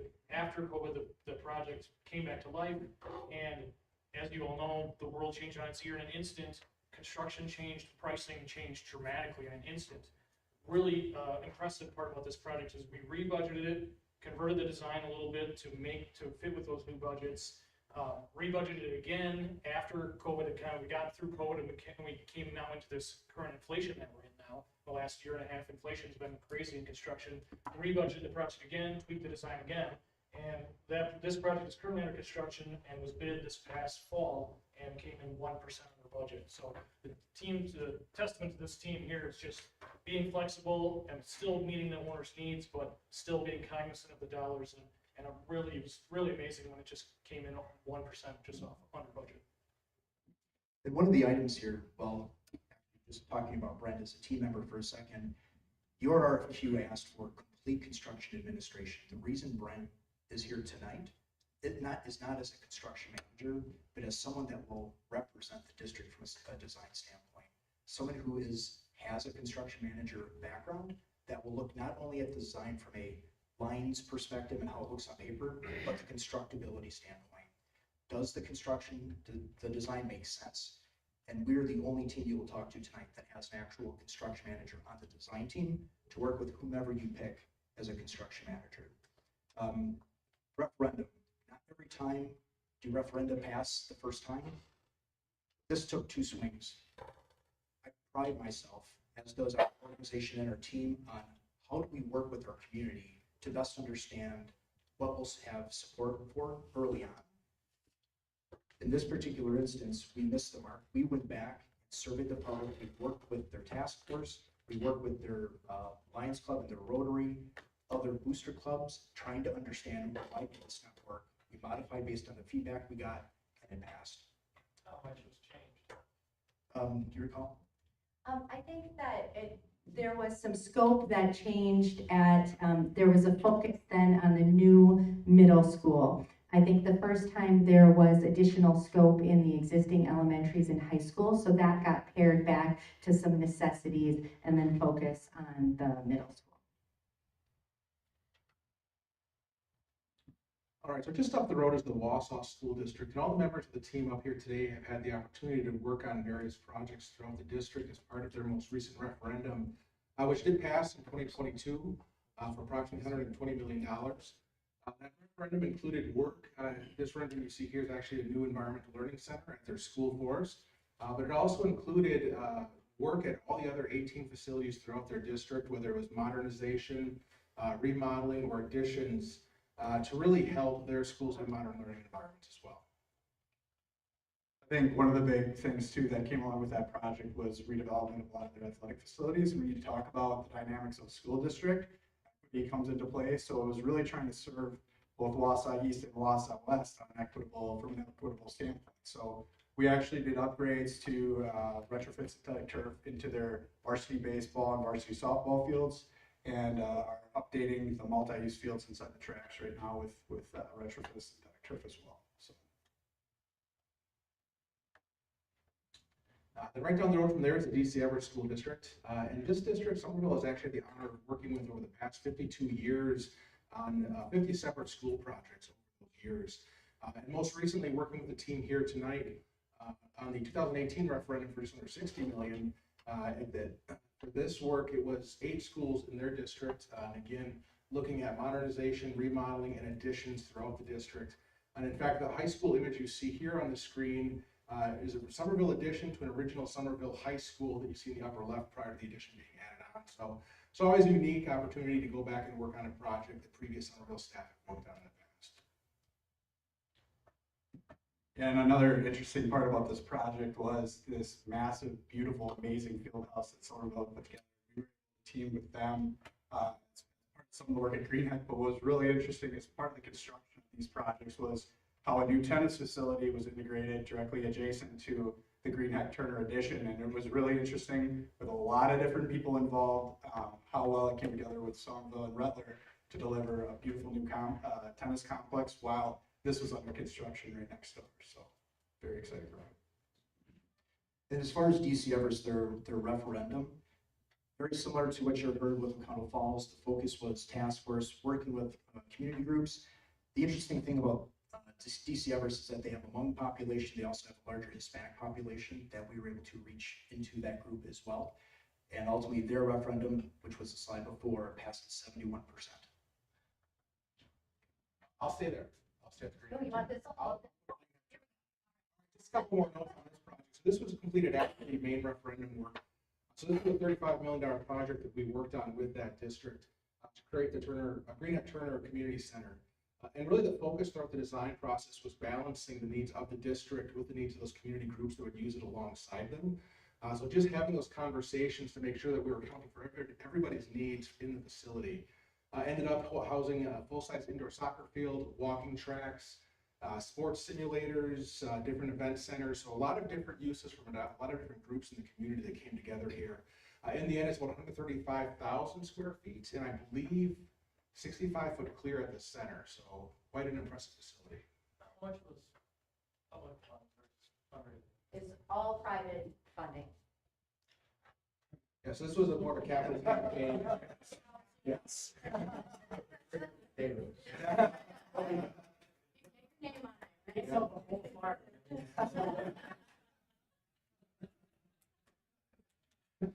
Then the last issue we want to touch on is the Luxembourg Casco School District. This is a school district also looking to downsize and consolidate their student population. In particular, they were looking to get everybody on one main campus and kind of rework one of their outlying middle school. So this project consisted of a lot of remodel to the existing facilities, as well as some larger additions, middle school addition to the high school, as well as gymnasium. And then the image you see here is actually the remodeled library. The lower left image is kind of the same space, but the existing version of that. So just kind of showing what can be done in an existing space to modernize that and make it more user-friendly. And then once they moved out of that existing middle school, that thing was repurposed with surrounding communities and different groups for new uses. So they kept the school, they kept it open, but the programming at that location was revised. And the referendum passed.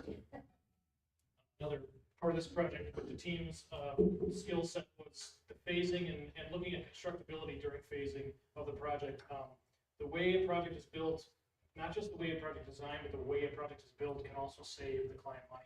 If things can be tweaked just slightly for seasonality, winter conditions, seasonality of school schedules, that can be a big thing of during the design phase ahead of time, just looking at the phasing of the project. It's not just saying, hey, we're going to plow through and get out of our way while we build it. Working with the owner, especially with schools, with the seasonality of the changes of summertime and on and off of school, you can save or spend money without even knowing it by just being cognizant of working with schools in that seasonality. All right, long-range planning. The history of Antigo is fantastic as it relates to your facility assessment. Looking at the task force notes, there was a bunch of requests for a long-range plan. One even asked for, can we have a 100-year plan? Well, certainly that'd be great. But realistically, our focus is a 10-year plan. And I have documents here that I'd like to pass out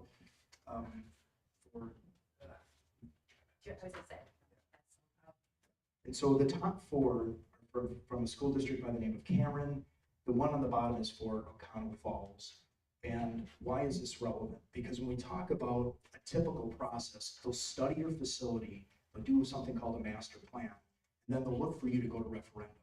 And then the relationship hopefully goes well and they look to projects in the future.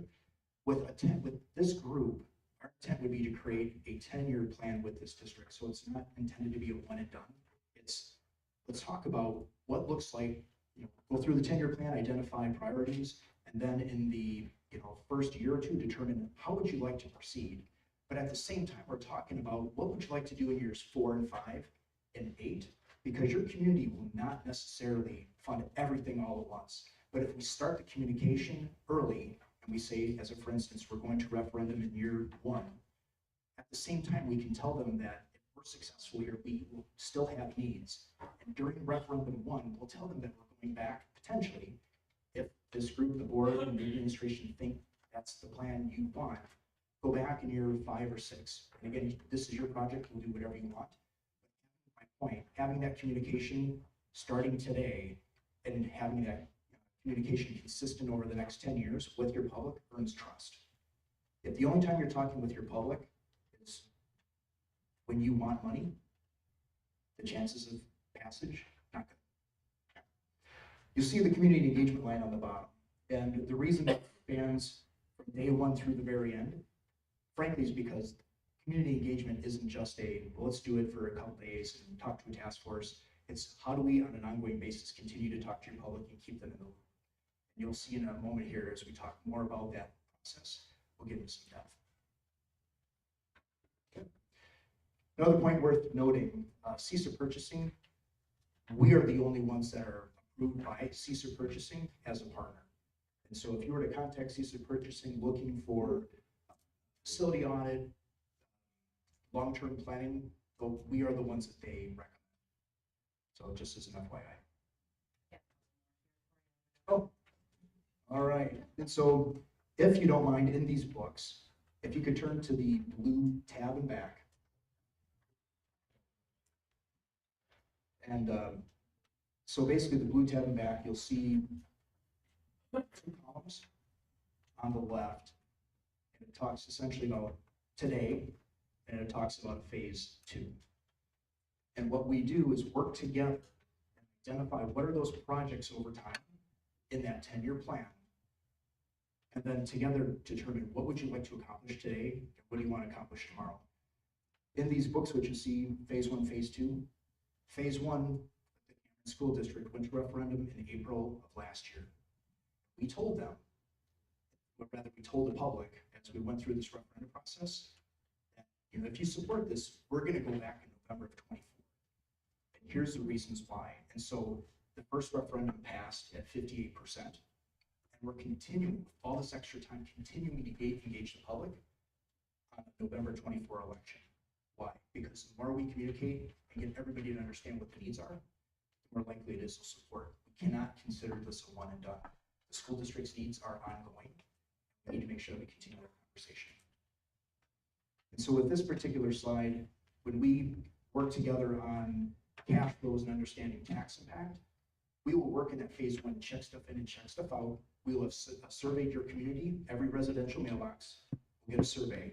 We'll educate and we'll get feedback from them on priority of the varying opportunities.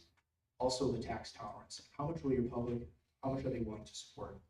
And this with administration, potentially with the community, could, school board, but ultimately we work together and identify what do you want to get done now? And this will share with you instantly what the tax impact will be, and we compare that to the survey. Will your public support it? That's the important part. All right, so I want to take a little bit of time and talk about specifically the Marinette School District and the experience that we had with them. When I was doing research on your school district and looking at the work that you've already done, I was having some deja vu moments with the work that we did at Marinette School District. We engaged with them in about 2018 to look at their facilities, and very similar from a district perspective. When we started working with them, they had 6 schools. They had neighborhood elementary schools, a middle school, and a high school. They were suffering from declining enrollment, slow but steady over the years, and they had failing facilities, right? Their facilities were aging. They had been built in years ranging from like 1920s to 1970s. And so we started to take a look at them following their strategic plan of looking for educationally excellent and operationally efficient facilities. So we spent time looking district-wide at all of their facilities, their capacity, how their facilities were and weren't supporting modern learning, but also looking at that efficiency piece. What were they spending at each school district, at each school building, excuse me, from a heating and cooling perspective, from a plowing and lawn care perspective, right? This staff that was moving from one facility to the other for their specials, right? Their art, their music, their school sites, their nurses, right? They were traveling and losing time with students in between these buildings, all the while there was inequity at the buildings because they couldn't equalize, right, their classroom size from one building to the other, which was hard not only from a student perspective, but from a staffing perspective, right? These were very similar things that I was reading about your school district. So we spent time engaging the community. They pulled together a very intentional task force that we spent multiple nights with, both educating them, working with them through various options, and then they brought a recommendation to the board.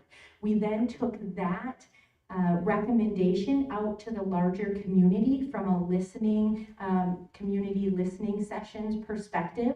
And the key there was that the district was willing to listen to the feedback when we took that recommendation from the task force out to the community. They listened and they made some pivots and modifications to the original recommendation. Then they took that original recommendation and the modified recommendation out to survey, right? So Rob talked about that survey that hits every mailbox in your district. That's what they did. They took that original recommendation and then a modified recommendation out to their community. You can see these are just some images here that we put together.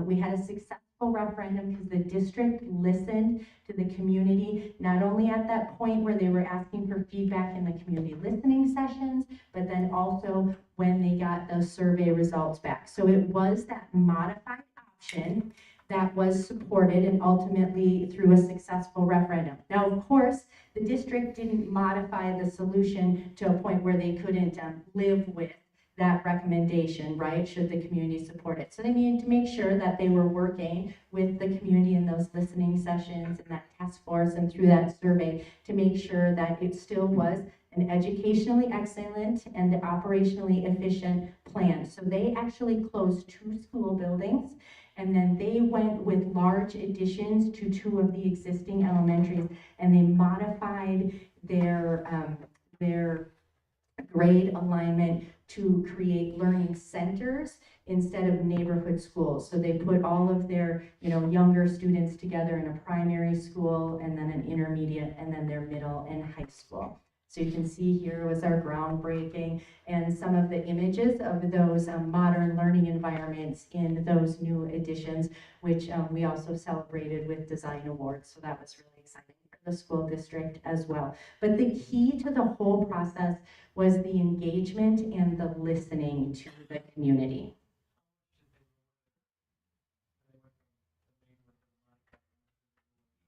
It wasn't a cost issue, it was actually.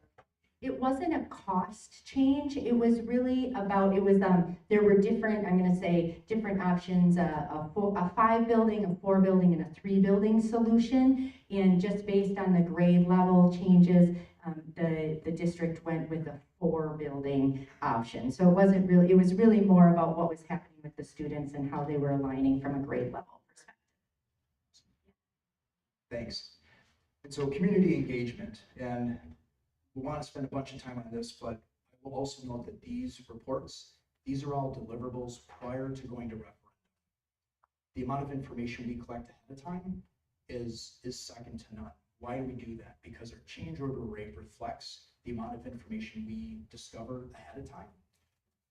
And why is that important? Well, if you have a higher change order rate, that means many of the commitments that you've made through a referendum don't necessarily mean that they'll be kept. We want to make sure that whatever promises are made, we're able to follow through on. And avoiding unforeseen circumstances, unforeseen conditions as much as possible upfront helps in that regard. So just the thickness I wanted to point out prior to referendum. Team effort, and you'll see all of the smaller circles that we'll be touching. Most important thing is that we'll be talking to your staff, we'll be talking to your students. When we talk to students, having them engage in the process, well, a couple of things. First off, we learn from their experience what's working well and what's not working well in their facilities. But as important, they will go home and they will talk to their parents. And they will find out what's working well and what's not. And then parents will become interested in what's going on because we're listening to their children. Talking to staff, they live here. Glenda, what percent of your staff do you think live in district, roughly? If you had to guess, not meaning to put you on the spot. Say 80% at least. 80% at least. And so 80% of people that work here, if they are engaged in the process and we listen to their opinions and understand how the facility and their classrooms work for them, what are the chances that they're going to go into the public and say, when people ask them, you work for the school, what do you think? I think you should support this. And so the more that we engage staff, the more that we engage our students, as well as every other circle you see on here, the more likely it is we'll have success. Also, in our cover letter, we talked about little due diligence I did, some of the organizations that are important to this community and others that I suspect are probably important to your community. The outreach that we have is broad and it's deep. And likely, the folks in this room, some of you may belong to the Kiwanis or to Rotary or to the Boosters.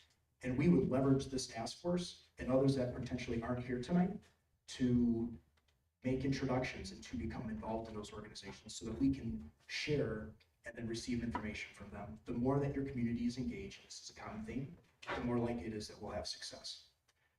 Also, microsite web interface, as far as a web page, we manage all that on your behalf. You don't have to worry about wasting time setting up a web page, as well as all the other marketing and all the other engagement that you've heard from others. Yeah. Fantastic. Yay. And so of course we have all the literature that you're accustomed to seeing, but we will also work with those community members that to inform, because the district can only inform.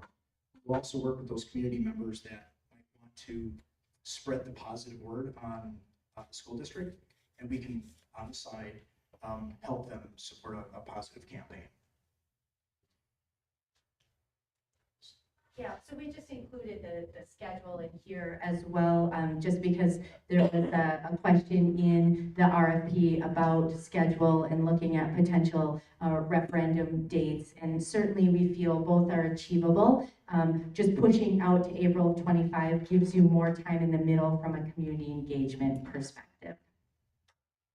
And then certainly after a successful referendum, our team is qualified to move into the design, bidding, and construction administration phase. So just really quick comments here. Certainly Somerville been around for 78 years. We've got some great process and procedure in place from a quality control perspective, but also from a communications perspective in working with the district. And we know that our team works closely to make sure that you understand everything that you're getting in that design project, that you understand all of the systems, all of the components, all of the design, so that there aren't any surprises when you get to construction, right? So that is not only helpful from a communications perspective, knowledge perspective, but also that change order rate that Rob talked about as well, and mitigating that.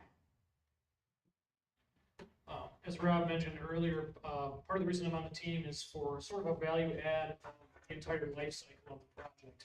Most design teams are focused on the beginning, right? They're focused on the design, they're focused on producing the documents. Well, our team, we have this extra phase that we think is going to add value to the project. Is during design, we can look through constructability, look at details, give it a fresh set of eyes from a contractor point of view of maybe if we tweak how we build this wall, maybe if we just tweak how we build this roof, it might save a lot of money, still get the same impact, same design, same outcome, but maybe we can just save a little bit of money by labor or by phasing or whatever. Then Another thing, was Melanie was just talking about is the communication throughout the whole process. Another value add that our team brings is the electronic software that we can use from implementation all the way through the end of construction with the contractors. So owners from day one, designers from day one can be all on this seamless platform throughout the entire project, where initial concept, schematic concept, initial design phases, initial, and then you move into more construction documents. All those documents can live on one software, one open that the owner can see. You as the owner can be as fully involved down to the nuts and bolts as you want to be, or you can be high level, however you want to be. It's fully integratable, 24/7. Anyone can have access to the information. It's really, I've found over the years, the building and grounds team loves this. They can get into the weeds on what kind of air handling are we going to use, what kind of siding are we going to put on the building, what kind of roof are we going to. They can look at the documents within their own time.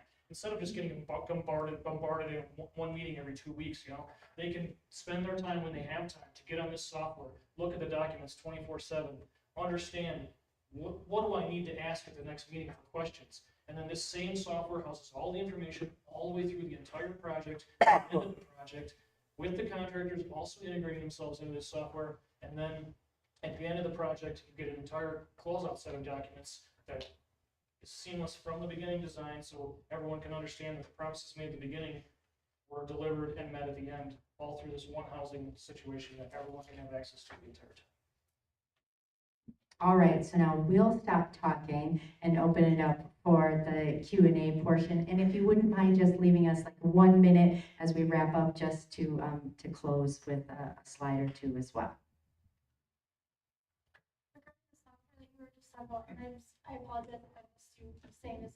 Is that something that would be, that we would also have to purchase?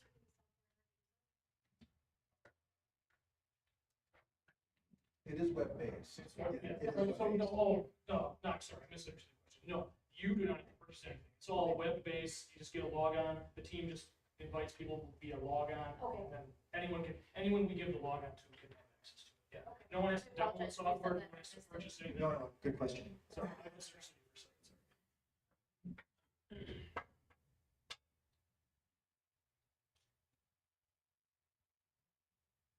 Boy, you hit it on the head. Main thing is, can we pass? We want to build something decent, but if we spend too much money. It's finding that balance. So, I mean, the answer is probably obvious, but why is that working? Has the community failed a referendum? Benny? Okay. And so having community, building that support, having them come along in that communication, understanding what their tax tolerance is probably important to this group.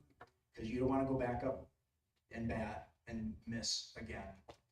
And so in the part of the community engagement that I talked about earlier, is there anything that I've said that you all think might be beneficial, different compared to what you've done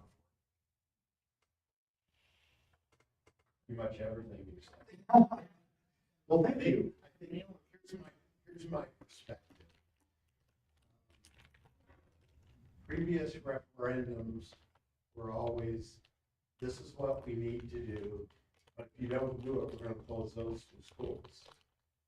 So guess what? They got closed.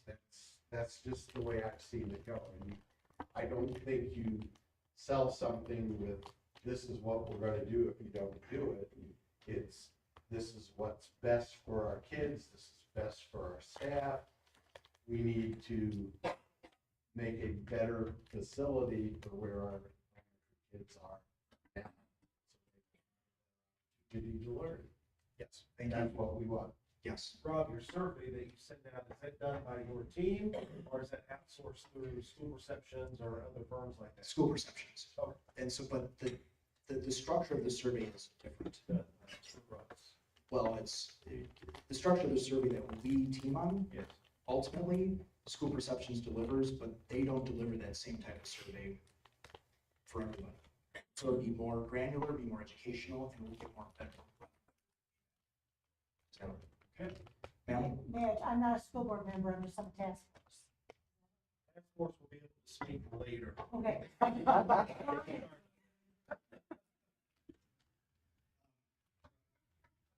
Sure. Can you talk a little bit more about, we talked about community engagement, that you're gonna be there every step of the way. I mean, does that literally mean when we have a town board meeting, you're gonna be there standing next to us, presenting, talking, every meeting, or I mean, what does that really look like? And so that, honestly, that varies district by district. The long and short is, I'm available however you want me to be available, and if that means every single meeting, then I'll be here for that. On top of that, we'll help you with presentations. We have a marketing group, nice marketing group amongst this entire team to understand what is that message that we're trying to deliver? What is that call to action? And that's going to vary group by group depending on who we're talking to. A booster group is going to be different than, say, Rotary, as a for instance. Or your teachers be different than your students, as a for instance. And so all along the way, we're going to support you. We just have to figure out together as we strategize, where do you want us to win?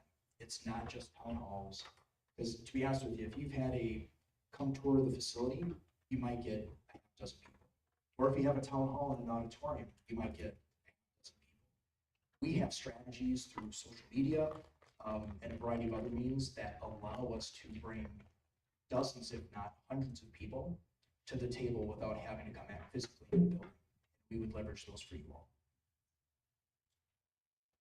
Does that help? Yeah. Okay. You have a question? You sure? She's like, don't point at me. I know, right?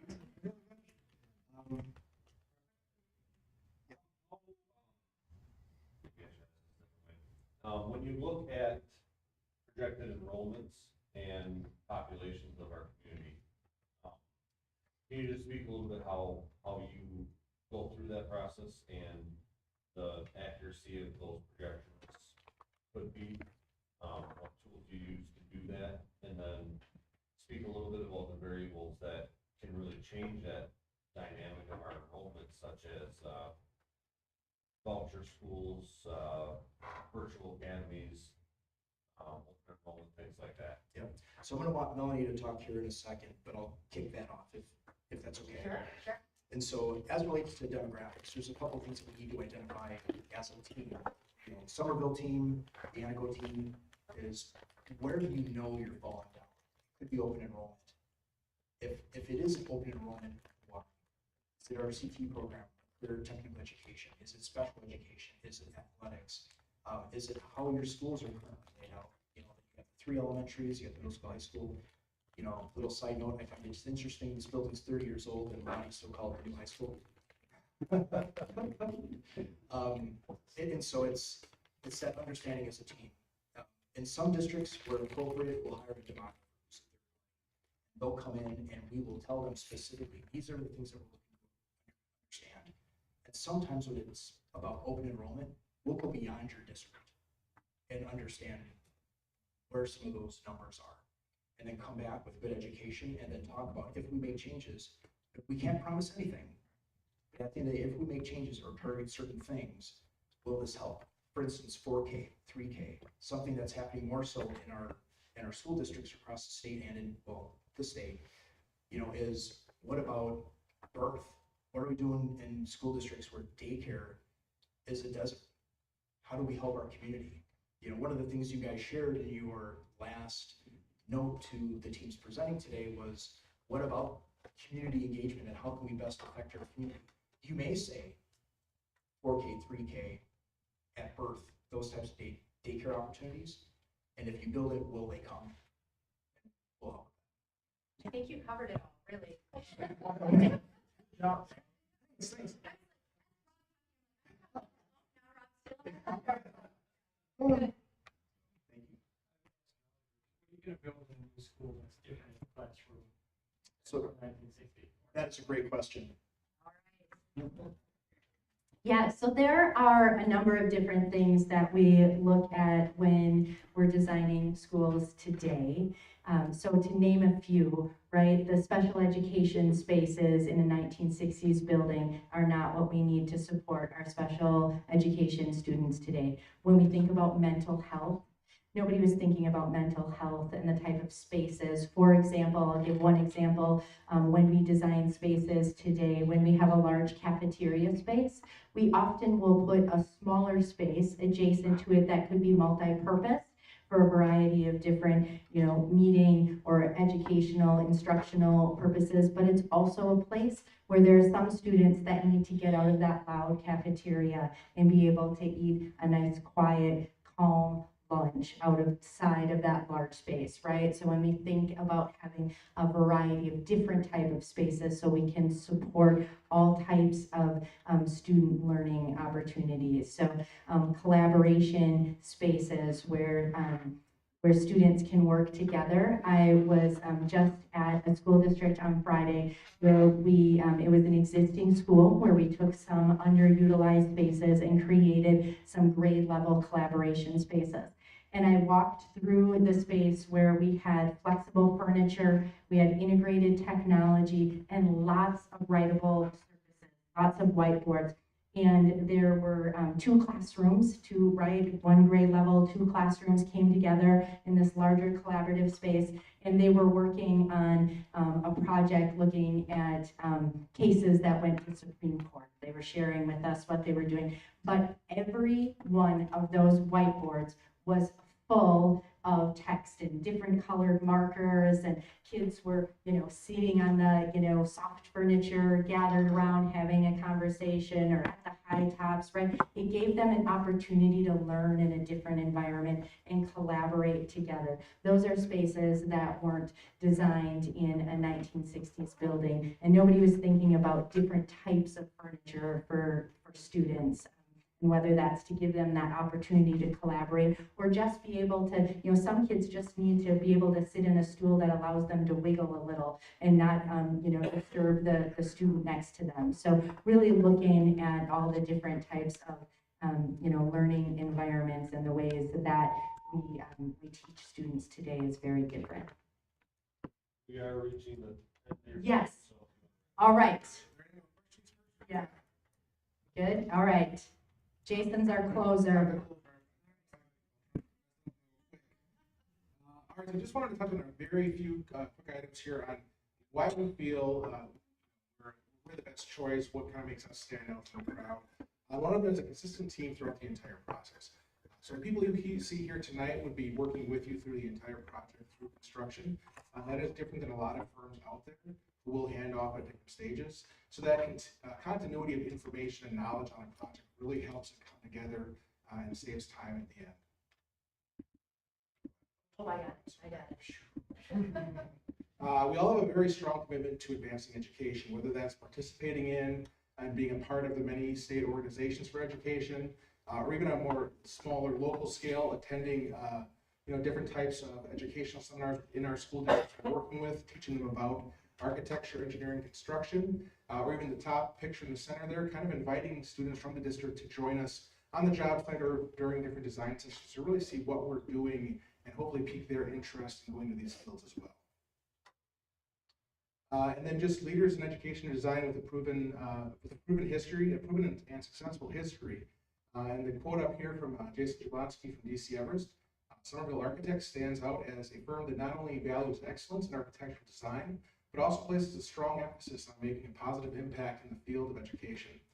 Their dedication to K-12 projects reflects a commitment to shaping environments that foster learning, growth, and creativity. So really working with each district, we are working on projects to understand what's best for them and really how to make their district what it needs to be. In the end, we're just very passionate about the work we do, and we really do understand that it's more than just a building that we're putting together. These have a very large impact on your community and the students that use them, and we want to make sure that we're doing that job.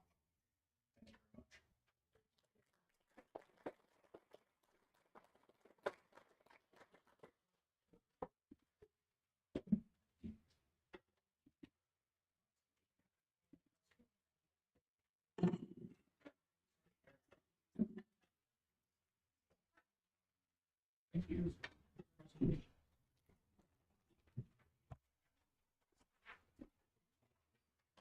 Once again, we will reset for the last and final firm. I'll make a presentation.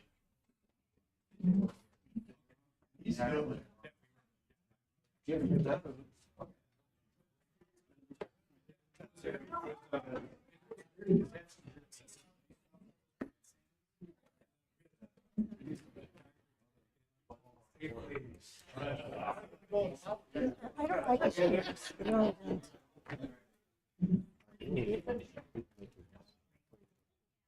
oh, no, he answered my question. Good. The old team meeting.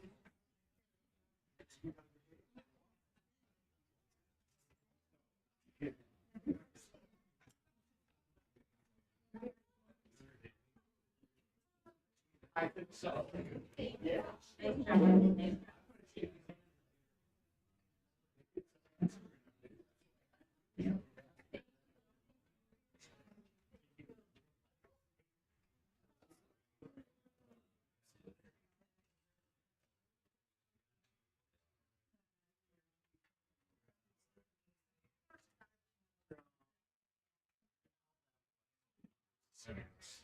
That's all.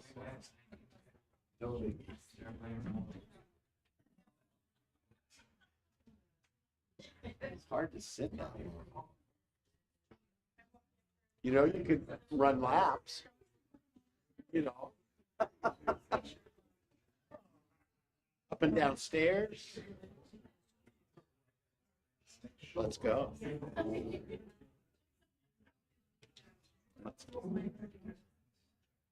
It's easier going down when you fall than, you know, using my knees to go back up. That's the hard part. That's why you need a tow rope. Might not feel good going up. Yeah.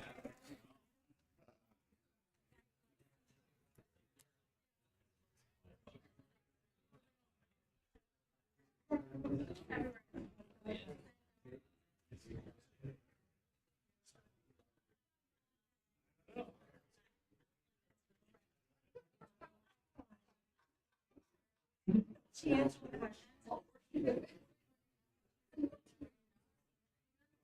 Yes.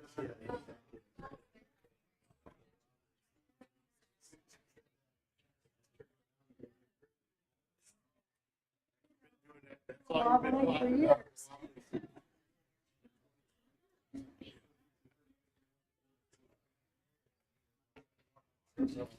Yeah.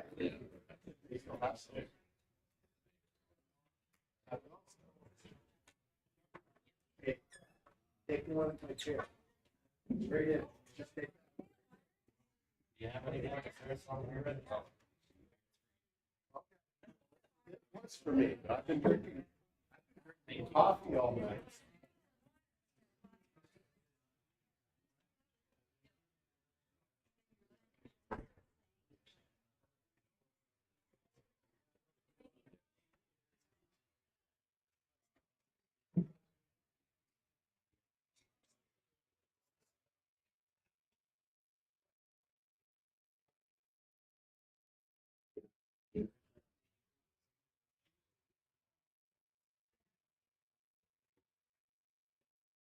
All right, if we'd like to find our seats, we'll be going.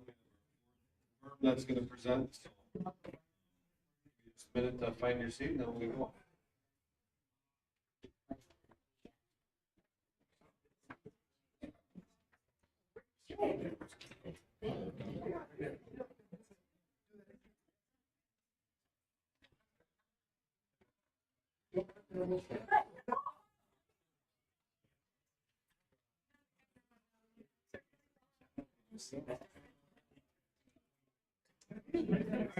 We're going to get going here. Our final firm that is going to present tonight, we have ETSR. So with that, I will turn the floor over to them.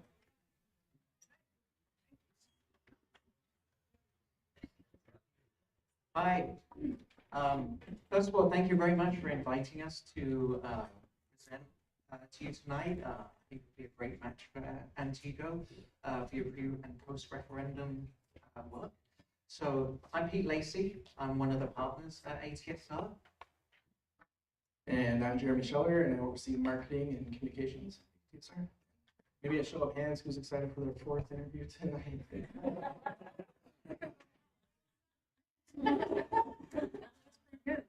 Good turnout. I'm Sarah Fox. I'm an architect and education specialist, and also would be facilitator through the pre-ref work. So thank you for having us. We're just a small part of the team at ATSR. really when it comes to these kind of pre and post referendum works, it takes a good chunk of the office to do all the work. So we've been in business for about 80 years. We're just celebrating our 80th year this year. And 98% of the work that we do is K through 12. So it really is the passion and it's the mainstay of what we do. We get excited about partnering with school districts and learning about your students and how you teach them, and finding ways to creatively expand and grow those different ways of teaching. We look for ways that we want to see kids kind of youth grow in the best way that they find possible, providing different opportunities, different ways of learning. And we listen to the districts that we work with as well. We want to find value-driven solutions. So we want to, we can do the innovative stuff, but we also know that it's hard-earned tax dollars that are going to these projects. We want to make sure that they're value-driven as well. So tonight we're going to take you through a few stories, a few projects that we've worked on over the years, and hoping to give you a sample of some of the things that we've done and how we've helped school districts go through successful referendums. So Jeremy. Yes, we're going to share the story of LeSueur and Henderson. LeSueur Henderson School District in Minnesota, two towns, rural towns, central Minnesota, connected by the Minnesota River. These towns had two very aging elementary schools, both way beyond their useful life. And both communities wanted to see something happen in their community, in their town. So there's a lot of local pride. One town's a little bit more rural than the other. It's a little stronger rural identity, and the other one's a little bit more of a city community. But they wanted to each have their own elementary continue into existence, but that was a challenge. So, also just to add, with these two schools, they had a lot of the same issues that some of your elementary schools have. So accessibility, again, outdated facilities, but also it seems that like North, for instance, and West, I believe, are pretty landlocked kind of schools. They only, I think North was like 2 acres. So, same with these two schools. So they talked about adding on, but the long term, staying there wasn't the best option. Yeah, so throughout the years, there was several disagreements that arose with how to tackle their unique situation, how to move on from their elementary schools or fix them up. And an architecture firm came in and really prescribed a solution for the community. And they proposed some major renovations at one school in Henderson, the more centrally located one, but not quite the same upgrades at the rural schools. So it was kind of a tense situation there. So, and right in the middle of that process, a new district administrator came in, new superintendent, and he kind of was submersed into sort of this years-long battle of trying to figure out what to do. So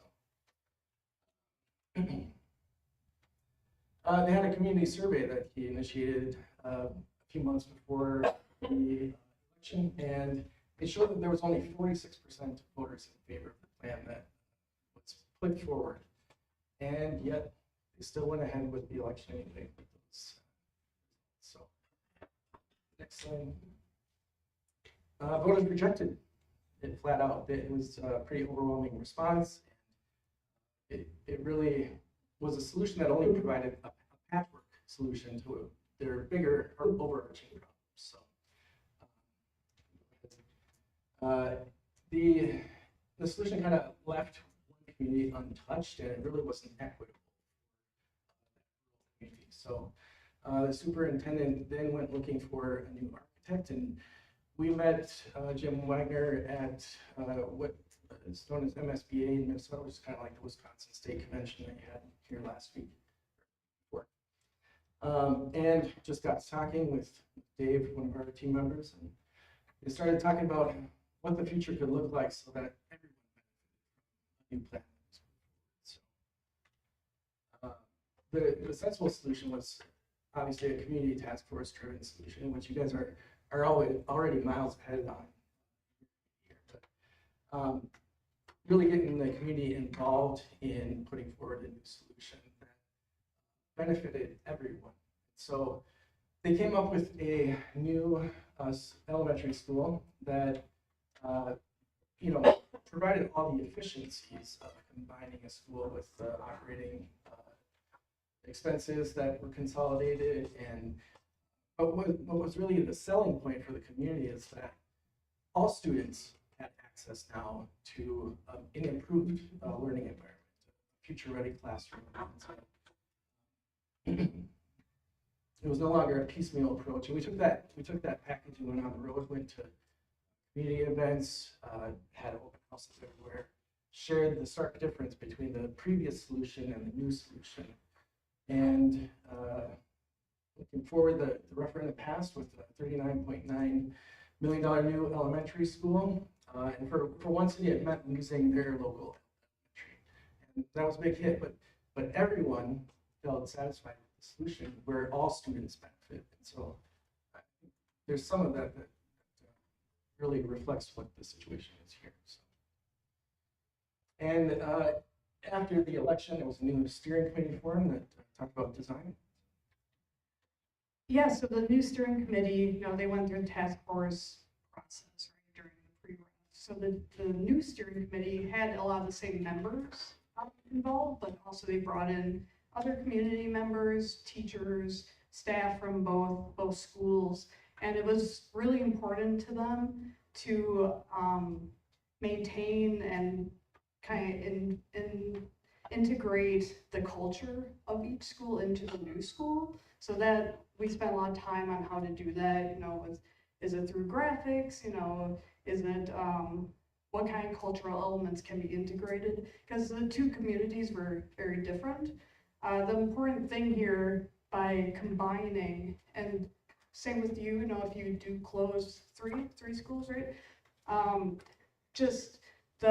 You'll develop that equity at an elementary school level, but also, you have to think about once those kids, graduate through elementary school, going to middle school and high school, how do you continue on with the opportunities that you impose in this new school, as they migrate through the school system and age out of it. So this was their new school.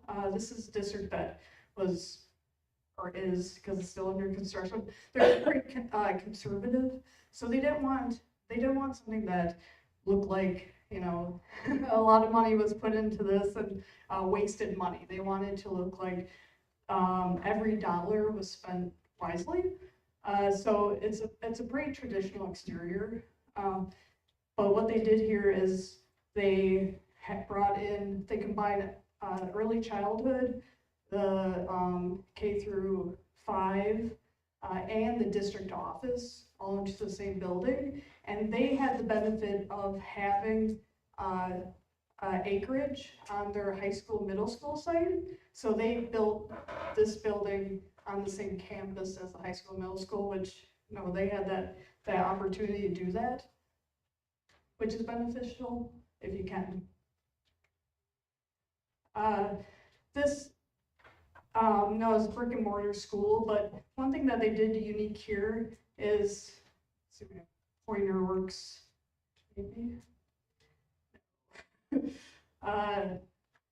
This building right there, instead of a brick and mortar gymnasium, they opted to do a fabric structure, which they discovered that if they did that, they could build a gym that was 3 times the size of a brick and mortar building.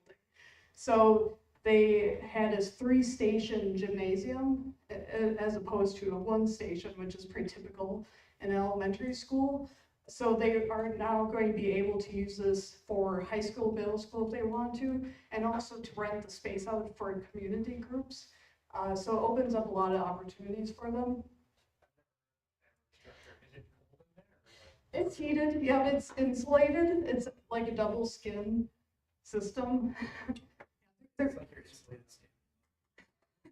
Well, without the lead. But yeah, the lifespan obviously isn't as long as building with brick and mortar, right? So there's pros and cons, right?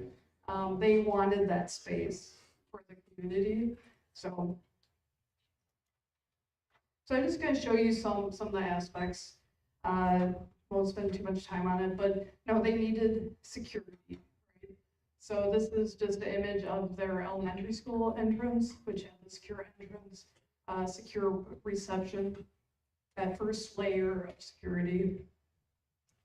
And the early childhood also had its own entrance. And what you're seeing here is a second layer of security. So in Minnesota, you have to have a storm shelter designed in. So this was their storm shelter. No, just a portion. Yeah, the student body or the event size. So because we had such a large gymnasium, we had to get a variance so that we didn't have to provide a space that would satisfy the size of the gymnasium, that size. And no, we tried to incorporate larger, kind of adaptable large group spaces. So this is the main lobby with the cafeteria to your right there. Another view, that it's important to have some visual connection. This is a view from the lobby into the media center. Also, oops. Oh, I wonder if, also in this lobby space, we had some learning stairs, which right there starting, which also will serve as like a stage area for presentations. So the cafeteria can be used for events and other activities. And this is flexible learning commons or media center, flexible furniture. Those bathrooms that provide safety and surveillance at the same time. And they're accessible, of course. And then visual identity through the school. We had several different houses. And we tried to make each house unique in different ways. In this case, it was by color into each house. And within each house, they had their own flexible learning commons with a variety of spaces. So you can see some smaller niche spaces in the back there. They had small group rooms, flexible furniture. And then this was a two-story building. So they wanted a direct connection to other houses on the second level. So this was that third layer of security within the house. So behind that third layer, you could access the different houses beyond it. And then this is some of those small group rooms, some of those individual niche spaces. Maker space or place for kids to get dirty. And classroom space for a variety of furniture, different options for kids and small groups. All right. Okay. So this is our process for the pre-referendum work, and the main part of this is to get the story behind what the condition of your buildings are currently, and then to work with the community and with the schools to come up with solutions. And then the final part is to share that, to get that word out into the community, to get that support for the referendum when that comes around, to tell the whole story. We find that stories are really powerful, and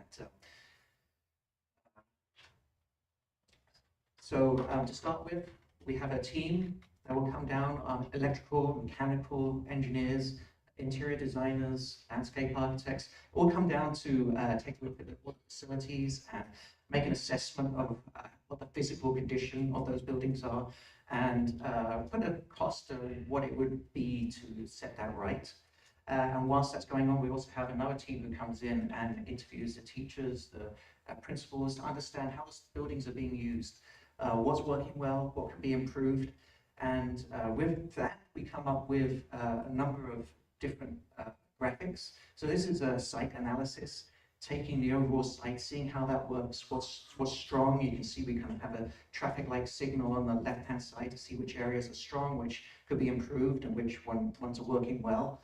So we get an understanding of each building, and then we dig into how each building is being used, what the capacity is. And again, we take a look at the educational adequacy. There's a number of key criteria that we find that we put a score to, basically, for safety and security, for flexibility, for transparency, all those kind of things. And we can work with the district as well to find out what is important to the students and the staff and the community in this area. So we can refine that. And then this is kind of analysis of what needs to be done to the building. So it's all color-coded. We like to try and present the data in different ways. So this is a graphic way. Some people like pictures. Other people, it's all about the spreadsheets and the graphs and things like that. So we try and present it in a different way, just to get different ways that story can be told. And so we bring all that data back and analyze it. And this is some of the charts that we come up with. Like I said, some people like the spreadsheets. We've got one guy at work who just loves spreadsheets, can't get enough of them. I like to always bring up some charts. There's the graphics of kind of coloring in the plans as well. And we kind of bring the facility side and the educational analysis side together so that we can kind of get a feel for how well a school is doing. You can look at this and see that the educational analysis is that kind of middle column there. That's mostly in the yellow, so there's definitely some room for improvement. But then on the right-hand side, the kind of general score there is a bit more green, so the facility is probably in not such bad condition. So again, just finding ways to communicate a story of how each school is doing. And then the next part is to engage a task force. And you know, there's many different ways that you can bring that task force together. It should be kind of a good selection of different people within the community, and a range of different people, different backgrounds, different income levels, to make that task force so that the decisions and the thought processes behind the developing of the ideas and the solutions can get that wide level of support and get a wide level of different perspectives. And then it's that task force that at the end of the day will make that presentation to the school board. So very much community driven. That's the process that we like to see. This is just taken from some work that we did with Green Bay just recently, working with them on right-sizing their school district. So we had meetings every couple of weeks with the task force and took them through the financial situation, the condition of the buildings, and then the whole educational adequacy. How can we improve the learning environment for the students and at school, in those schools? And so we went through this every couple of weeks, coming up with solutions and refining them, and then testing them with the groups. We did small tabletop discussion groups, public forums, town halls where anyone can come in and let their voice be heard, as well as online feedback and community surveys. And through that, we can develop some solutions. Like this is for Eau Claire School District, where we did some other work a couple of years earlier, showing one option to do an addition onto the high school. And again, this one we went through to referendum. So they're in the middle of doing their construction projects. And we can take analysis of what it would cost to kind of repair and maintain everything in the district, along with any educational adequacy or additions, and come up with a cost for the different solutions. And this is just an analysis between the different solutions that we came up at one stage with Green Bay. They were also interested in the kind of ongoing facility costs. So we were comparing not only the cost it is to do the construction projects, but also the impact on the running costs of the districts. And again, this is just some of the results from the surveys that we did to show which ones had support. You can see on the right-hand side, lots of those ideas that we had, we've got a lot of support, but then there's a couple down in the middle that we see actually there's more negative thought towards those. So again, taking the data that we gather and presenting it in a way that people can understand. Just a kind of list of deliverables that we have. We have the community engagement, the facility analysis, the recommendations that come from that, and then developing the options, costing those out, and preparing that final master plan. We work with school perceptions to tell the story. Basically, they take the data that we've produced, the ideas, the concepts that have been produced, and tell the story and bring that out to the community and to take a temperature on what their reaction is to those ideas. Jeremy shared how the Sue Henderson survey was done, and it was shown that there wasn't any support. The district went ahead anyway, and it was never. So these surveys can be very powerful in getting that message out and understanding what the perception of those ideas are.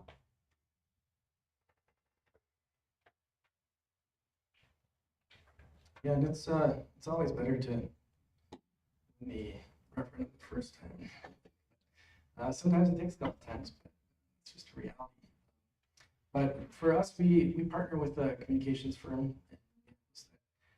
They're called Captivate Media, and they have a wealth of experience. They just serve school tenants, and they do public relations and media consulting work. And we would sit down with them, with the district here, and partner to create a communication strategy for the life of your campaign. Want to present the need, share the process that you've all gone through. You've obviously put a lot of work in, and you're highly engaged. I mean, we don't go to a lot of interviews where this many people. It's just, this is a very engaged community at this point. So, but a referendum is all about building trust with the community. It's about the district doing what it says it's going to do in relation to educating students and putting students first. And so when there's that trust built with the community will come back and say, yes, we want to affirm the plan that you've got, and we want to move forward. So we think it's all about building that trust. And it starts last year for that referendum that's going to happen either in the fall or in the spring.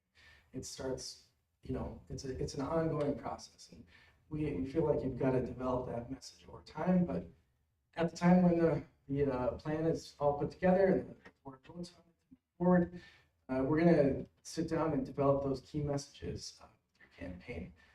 Present clear FAQs to the community, come up with fact sheets and graphics and content, and put together media and websites.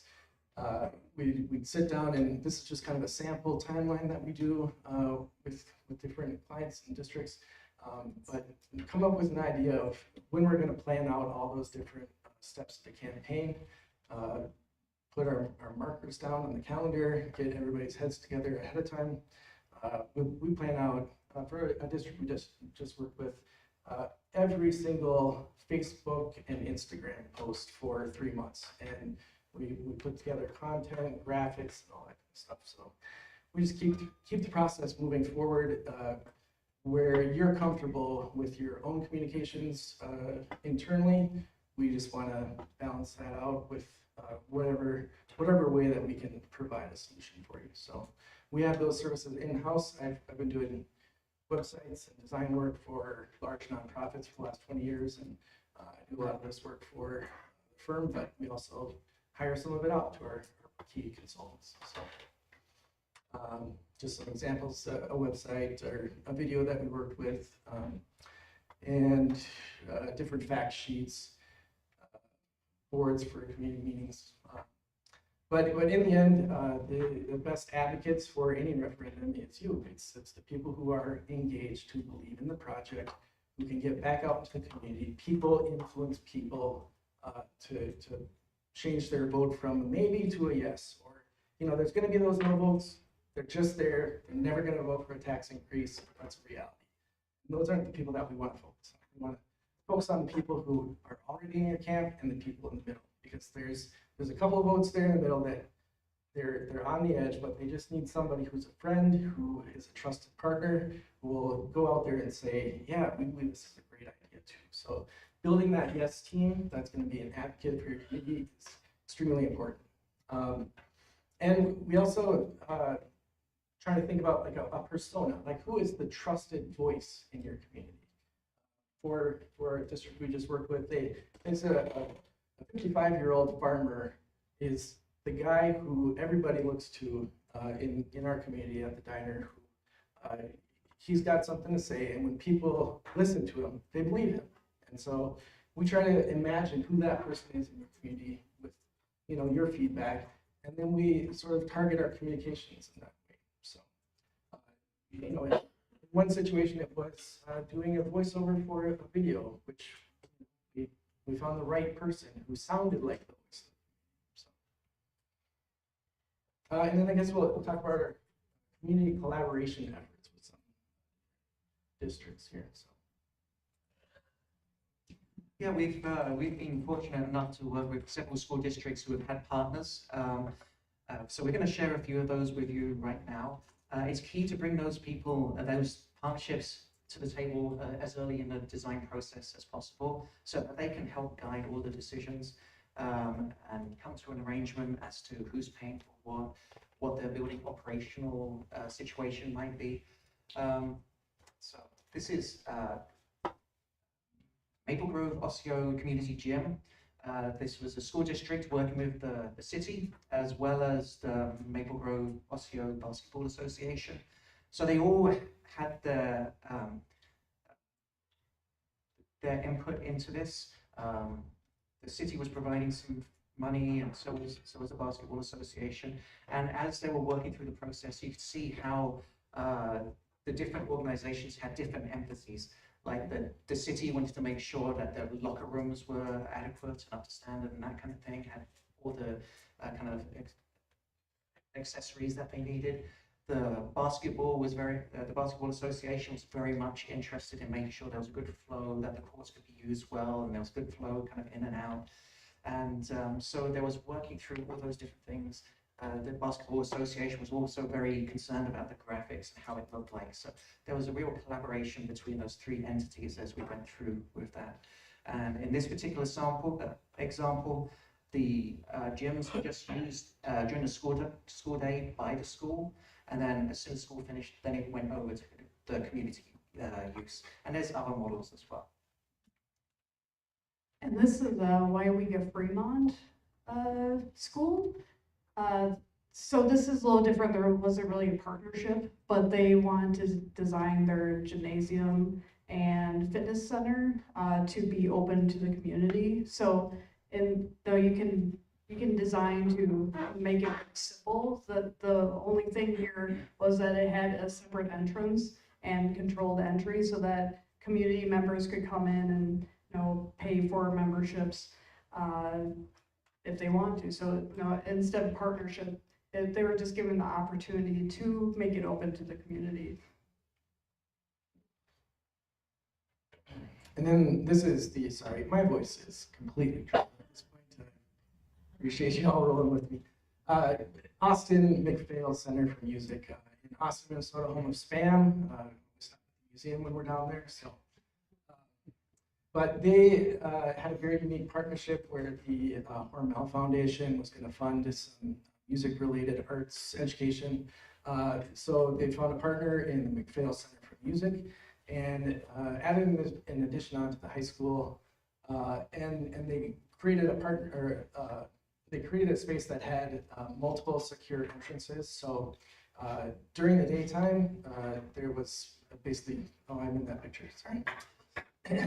That's the constant marketing. But so there's a separate entrance right here, and all down this hallway. They have all kinds of practice rooms for music, for McPhail Center's work. And then going across the other side, Austin had a brand new band and orchestra rooms and choir rooms. And during the day, Austin got their voice to basically be in charge of the facility. But they did have separate entrances. So as soon as the school day was done, you didn't have to wait for all the kids to get out. They had their own separate entrance for McPhail students to come in and use the space. So there's a ton of different ways that you can set up these collaborative partnerships with community organizations. And it's really about getting people on board early to flesh out all the ideas. So, and I think that's it for us at this point. We'll do some Q&A time if you have it. So.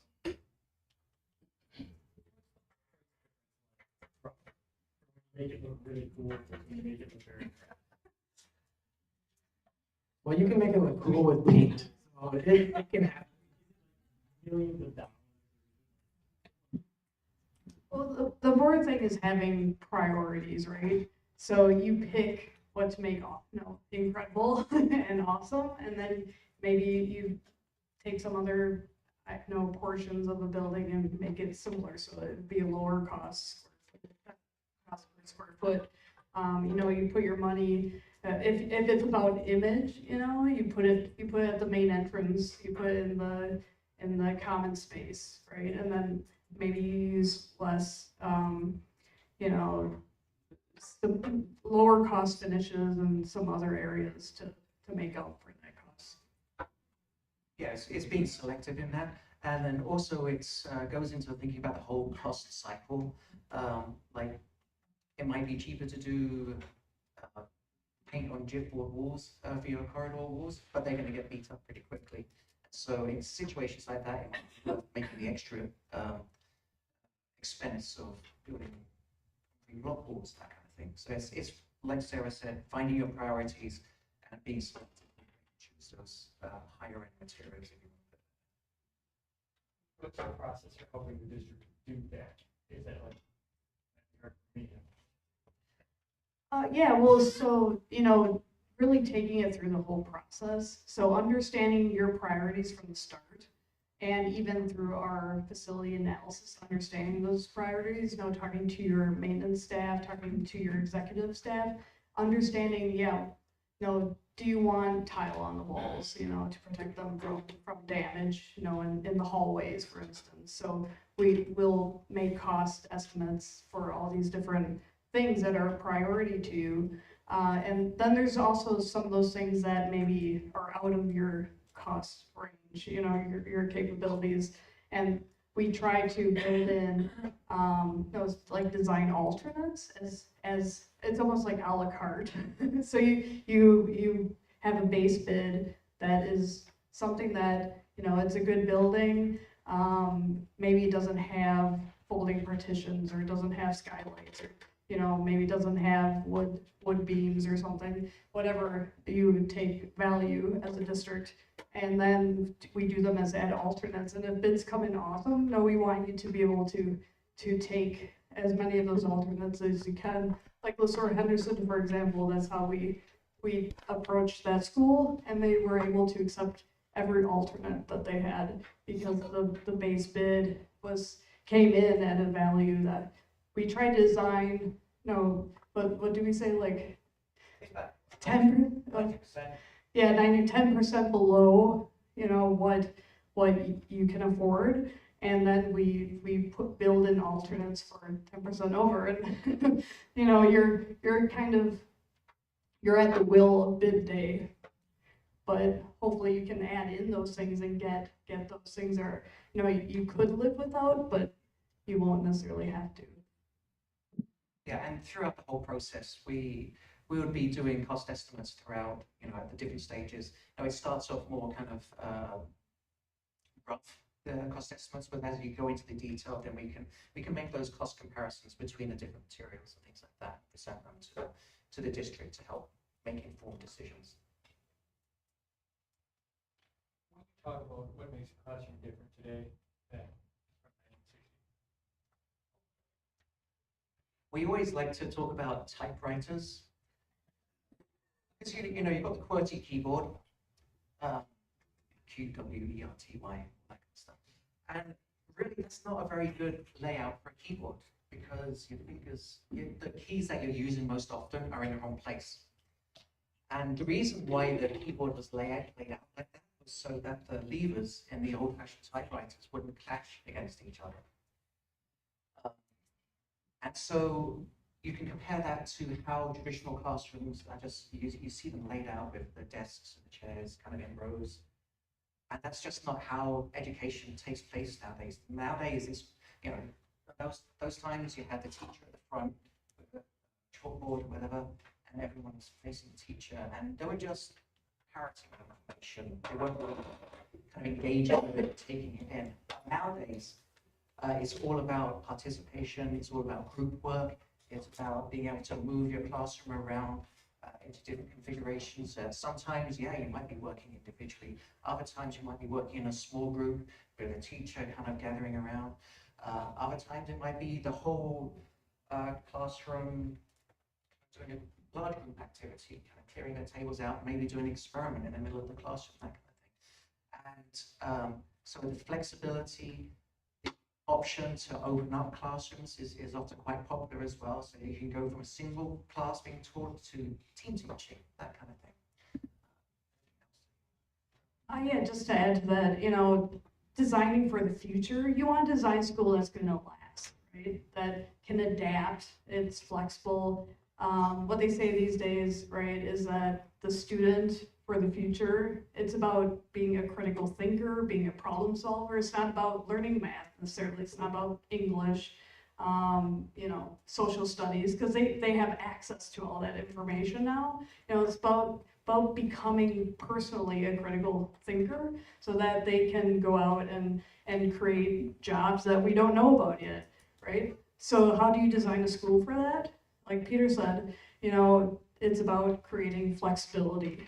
How can you make a school that has a variety of spaces that are adaptable so as time changes, those spaces still function, but in different ways. And one thing that we like to do when we start the steering committee or the task force committee is we like to say that, you know, we want you to look out the window and then look in the mirror. So we'll show you what people are doing out there, what works for other school districts, and then we look back at what you guys are doing and what works for you, what you want your new school to be, if it's a new school or whatever it is, renovation.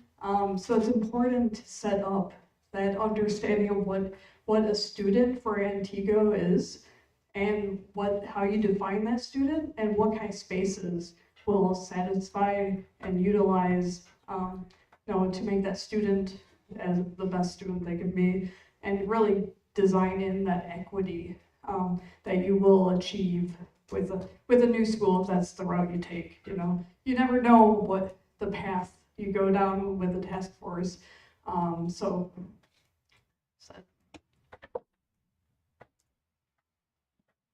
Any more questions?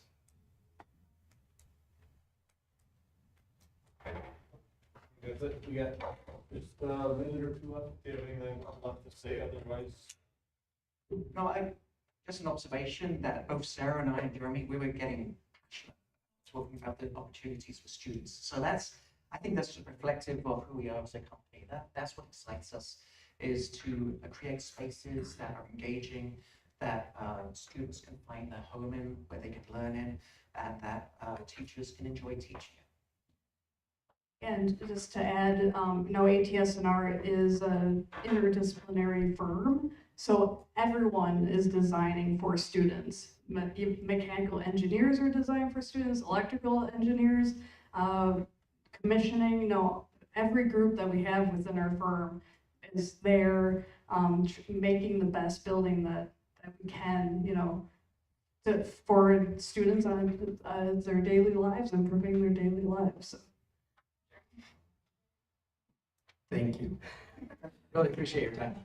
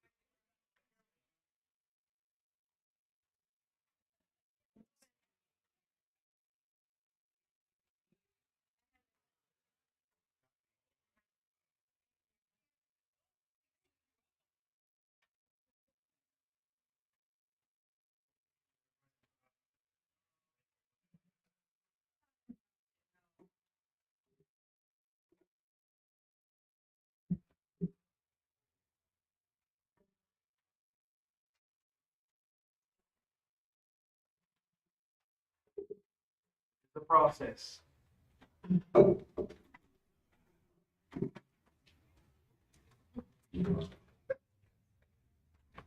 Okay, we're moving on to item number 3, task force collaboration. So at this time, what I'd like to do is, Jake, if you'll bring that microphone, maybe you can just bring it around to people, or, yeah, that might be better. Those that were on the task force, if you would like to speak, this is a time to actually collaborate back and forth with the board.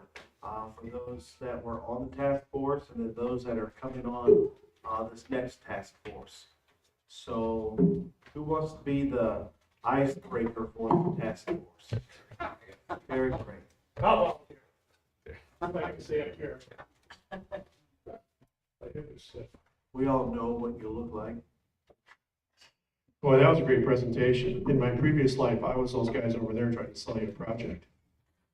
But it's great to hear from all of them. I like something about all 4 of them. I used to work with 2 of them, but the guys from Minnesota, I can relate to them.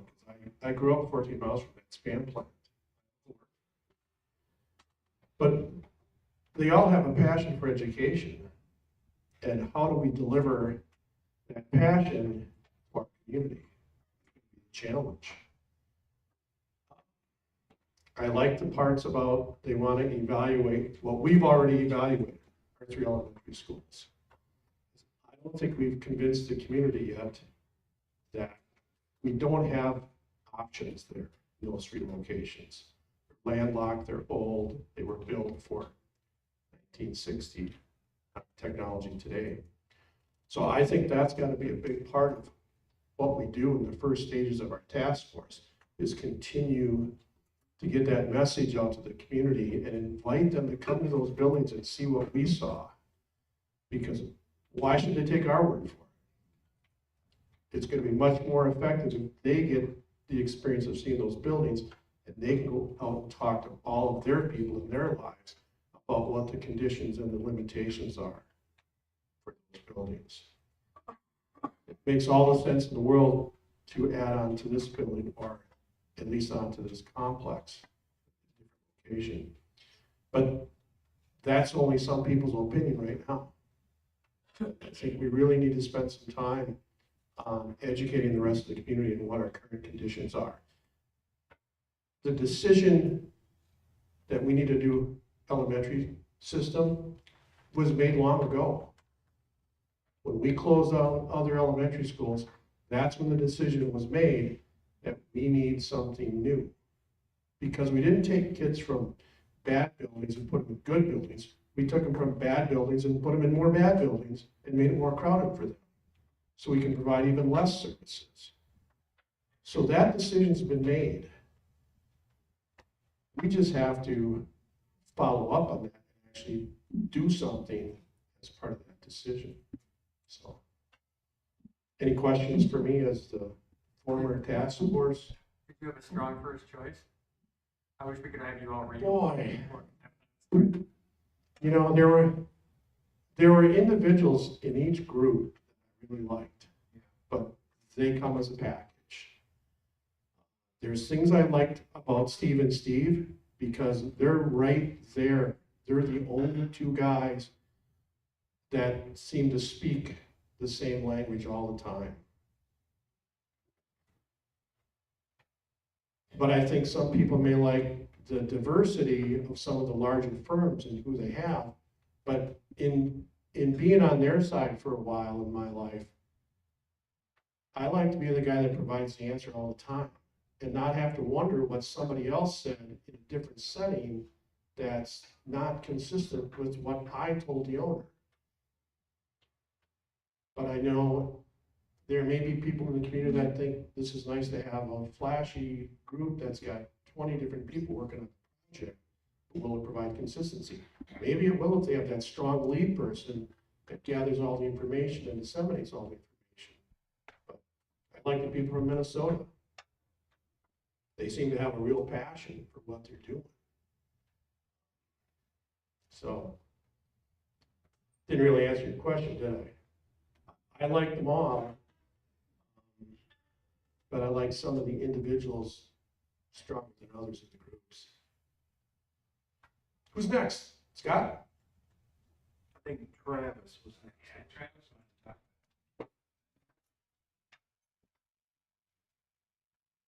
So, my question is, are you looking for the task force to help make a decision on who to pick on this group? Because they all had great presentations.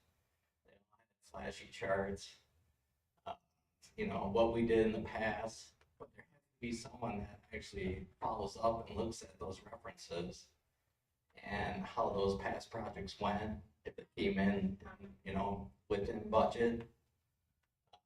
But I'm just curious, how do they sell their services? What does it cost? Is it by the hour, billable hour? Is it a flat fee? I didn't hear anything as far as how you make a decision from that. Does anyone know that? Jake, you're gonna answer that? Yeah, I don't know how we make a decision necessarily from that. That's still to be debated, but basically we asked them to price three things. One was I broke it into three phases. Phase one was the long range planning. So they have a fixed flat fee for that, and then they have optional, any additional costs that they want to put for reimbursables, like printable items or mileage or things like that. So some elected to put things in there, some didn't. Phase two is that pre-referendum. So that's really the part where they help us sell to the community. So once we go through the long range plan, then we look at solutions and decide if one of those solutions is what we want to go to referendum for. If that is the path that the board chooses to take, then what is that fee going to be to help us sell that? So that's going to be all of our town board meetings, our booster club meetings, all the conversations with the local people, trying to get everybody to understand, answer any of their questions, and really sell that referendum up until the day of the vote. The third phase is their fee structure for any construction project that comes out of that. And that's basically a percentage off of total dollar. So, yeah, that's pretty standard, right? Yep. Yeah. Were they all compatible? You know, I think overall the percentage structure on the overall construction projects, I think was the most similar. They were all very, very much in line on that. And I mean, that's really a big ticket item. Some of them had a little bit more cost in some of the long range planning activities or the referendum work, and some had reimbursable, some didn't. Overall, when you start looking at that ability to take on the risk and reward of that, you know, that can kind of be a risk that some larger firms are willing to take more of a chance on and not charge as much. They do get to a referendum that they can get the I like the idea of the one firm that was gonna mail everything out, mailers. Really good idea. I do think marketing is gonna be a big part of this. It's gonna be key to like sell our community on what our plan We have vision another is, way of like, communicating with yeah, us. marketing I think is gonna be huge. Jake Carroll had something too during the meeting. All I wanted to do is say thank you guys for including community. I think that's an important key, whether or not we are able to get this going. And I appreciate being part of that. Thanks for coming. Thank you. So I don't know, maybe I have just a little bit of a unique perspective. For me, a real critical element to this, I think we need a lot of help, is selling it to the public. Having a successful referendum and designing it correctly and everything else plays into that. But to me, all four look very competent. They're all building facilities like this. They probably, any of them could do a good job as far as the building. But if we can't get a referendum passed, it doesn't matter, does it? So to me, I thought Bray, they all were good, honestly, I didn't dislike any of them. But I thought Bray had the most keen insights into how to move your community, how to educate, how to get people on board. They seem like they're really sharp on that, at least in my opinion. I guess I just kind of had a question on it. Is there timelines with any of this project? Like, are these companies able to just go on with our go-ahead? Yeah, they were just. Yeah, the two timelines that we put in, potential timelines, were for a November of 24 possible referendum or a April of 25 possible referendum. And they all felt confident that they could provide the resources necessary to get us to those dates. And then I guess my 2 cents on all four, similar, they have their good parts and the more favorable parts. I think everybody shines in a different way. I just really like more local, in my opinion, because they've been around, they know what our sports are like, they know what our hobbies are, you know, they're just a little bit more intuitive with our specific area. Which one did you think that was? So great. I mean, I didn't, like the Blue Group out of Ortonville. I mean, their facilities in like Fox Valley are amazing. Maybe I'm a little partial that way, but I think it's nice that they're just like right around the area, you know. I don't know if that saves any money, you know, but, you know, they could just come up here in an hour and a half, 2 hours kind of thing. I don't know, but it's just like my inkling, people knowing how to pronounce. I enjoyed him. Anyways, but like, you know, they know the area. They know like just some of our dynamics, whether it's weather and sports. Is he anything gonna help sell the referendum or not? No, it's not. As someone not from here, it's not. You're gonna finally be like, where are you from? I need to know. But, you know, just a little bit more of like that camaraderie of like, we know where you're from and, you know, we're in the area too, and they would be super proud of building something, you know, here, and they can point at any direction in a really close radius on a Wisconsin map. I don't know. I just think that's kind of cool. So. Is that they're the only ones with no marketing. Yeah, that was my concern. I was just gonna say, like, I thought they were really good. I was impressed by those two guys. My concern was the marketing aspect of if it's just those two guys or if they sub that out. No, it's not. They said it's the district. But would It's there on the be? district then? They'll work with you, but it's on the district. And Okay. That was my only concern with those. you two need guys. another hat.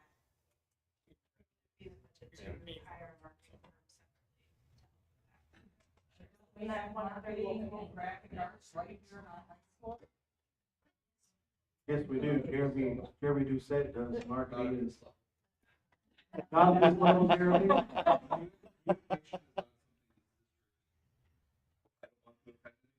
Communication is not something this district does well. I think we need an expert to be able to sell this to the community. Thank you, Jeremy. No matter what you look. I think one of our biggest hurdles is going to be telling the community why you want to do this, but our enrollment is declining. So why is the enrollment is declining is one, and we see our population declining is two.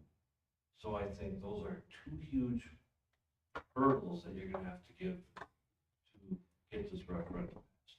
So that becomes in the marketing, one. And I agree with Travis 100%. I think a lot of this is in the marketing. I work for Ray Associates and I work for Somerville. I'm working on right now. They're both quality. I would second that.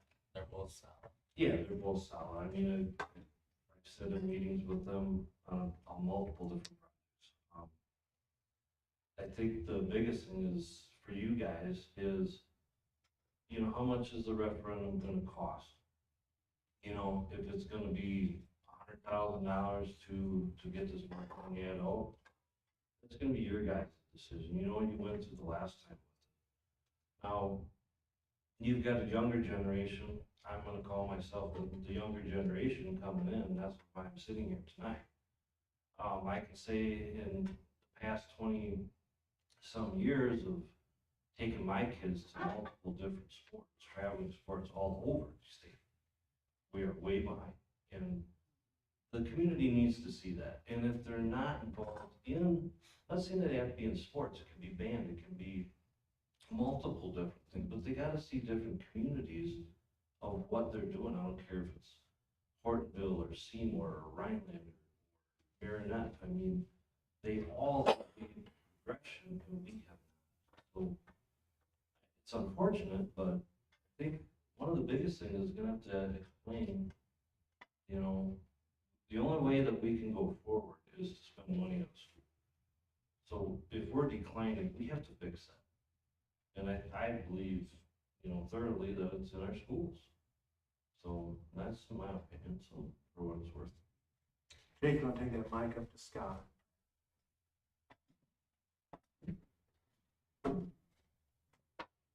I agree with Travis, Mr. Engineer. I just think the biggest hurdle we have is we try to litigate the past way too often. Past is the past. Forget about what happened 30 years ago, 20 years ago, even 5. Because if you're going to talk about 5, then you better start going back to 1950. Because this community's been on the same slide since I was born. So I think the way to sell the school is if we want to grow our community, we need to become more attractive. School would be something that would attract our people to come here. So I commend you guys for putting the referendum. I've been here all my life.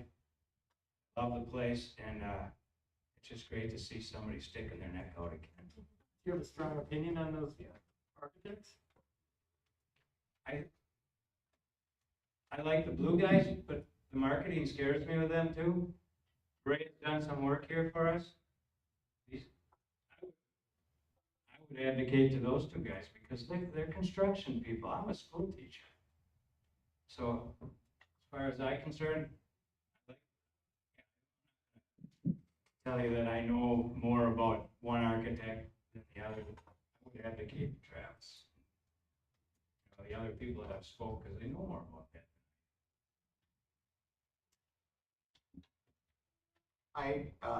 I agree. The biggest problem I see is marketing. We have to sell this, and to me, it's either Bray or Somerville. I think they have the best ability to help us to do this. But there was one thing that was said by that last group that I wrote down when they talked about the 2 communities that, you know, if you think Whitburn, Burnhamwood, or there's all kinds of schools in Wisconsin that it's been to Stanley Boyd, 2 communities that had to come together to build a high school. And so he talked about the elementary, and what the guy said was how they sold it was that when they built that one elementary for the 2 districts that had come together, all our elementary students would benefit. That's one of the phrases we're gonna have to use, because. And they went K-3. Because they will all benefit, because we'll have space for special ed, we'll have art rooms, we'll have music rooms, if we build a new school and everything else that we need. So if we start thinking about all our elementary students will benefit from building this new school, how are they going to argue that? I mean, some people will. I agree. He said something about daycare. Daycare, we should be thinking about that kind of thing for our schools. Jake down here in the front. As a parent, I would like to reiterate what has been said. I would like to reiterate what has been said in that communication could improve. And being one of those parents who I am on the border and I have choices to go to another school district. We were closed from Mattoon and Crestwood, and we see the same issues going from one bad school to another. As a parent, I would like to know when you say how is it going to benefit my child? I've been in the schools, I've sat in the classrooms, I've seen one-on-one what the teachers and the children are all struggling with. And so I think as part of this marketing, it would be very important to be very specific on how our children are going to benefit from combining again.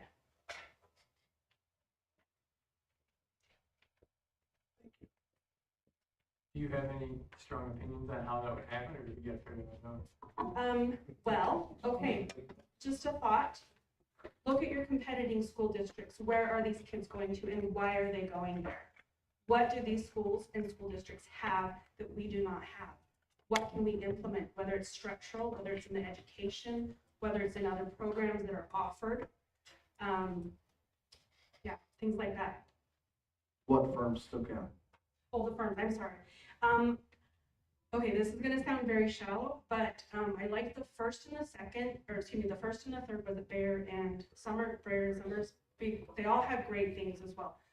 I liked those two because they not only seem very, what's the word I'm looking for? They've been around a while. I liked the community aspect of how the Brayer was going to integrate the community and the staff and the students in these. I appreciated how Somerville was not only promoting their marketing, but also the communication website. I mean, did the others have a way to communicate? I mean, with project management and process improvement and things like that, that's very, on a big scale, that's very important to keep everybody on the same page.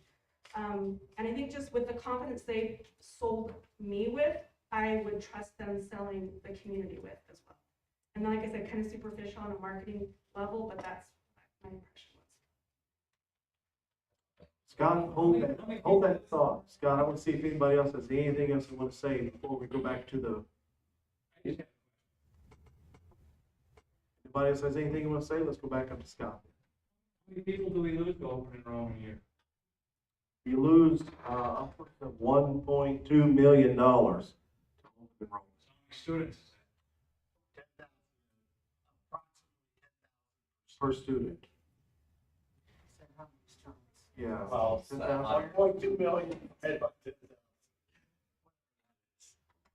we just found out that Antigo is the largest contributor to RVA as well, in the entire state. 120 to 130 The students. district used to do online themselves. Yes, things. Mr. Hines, I want to go back to you. I just, if you're gonna present this, do you guys have the land value? Do you have it locked? Do you have the land and where's your projection? I'll let Jake speak to that. Okay.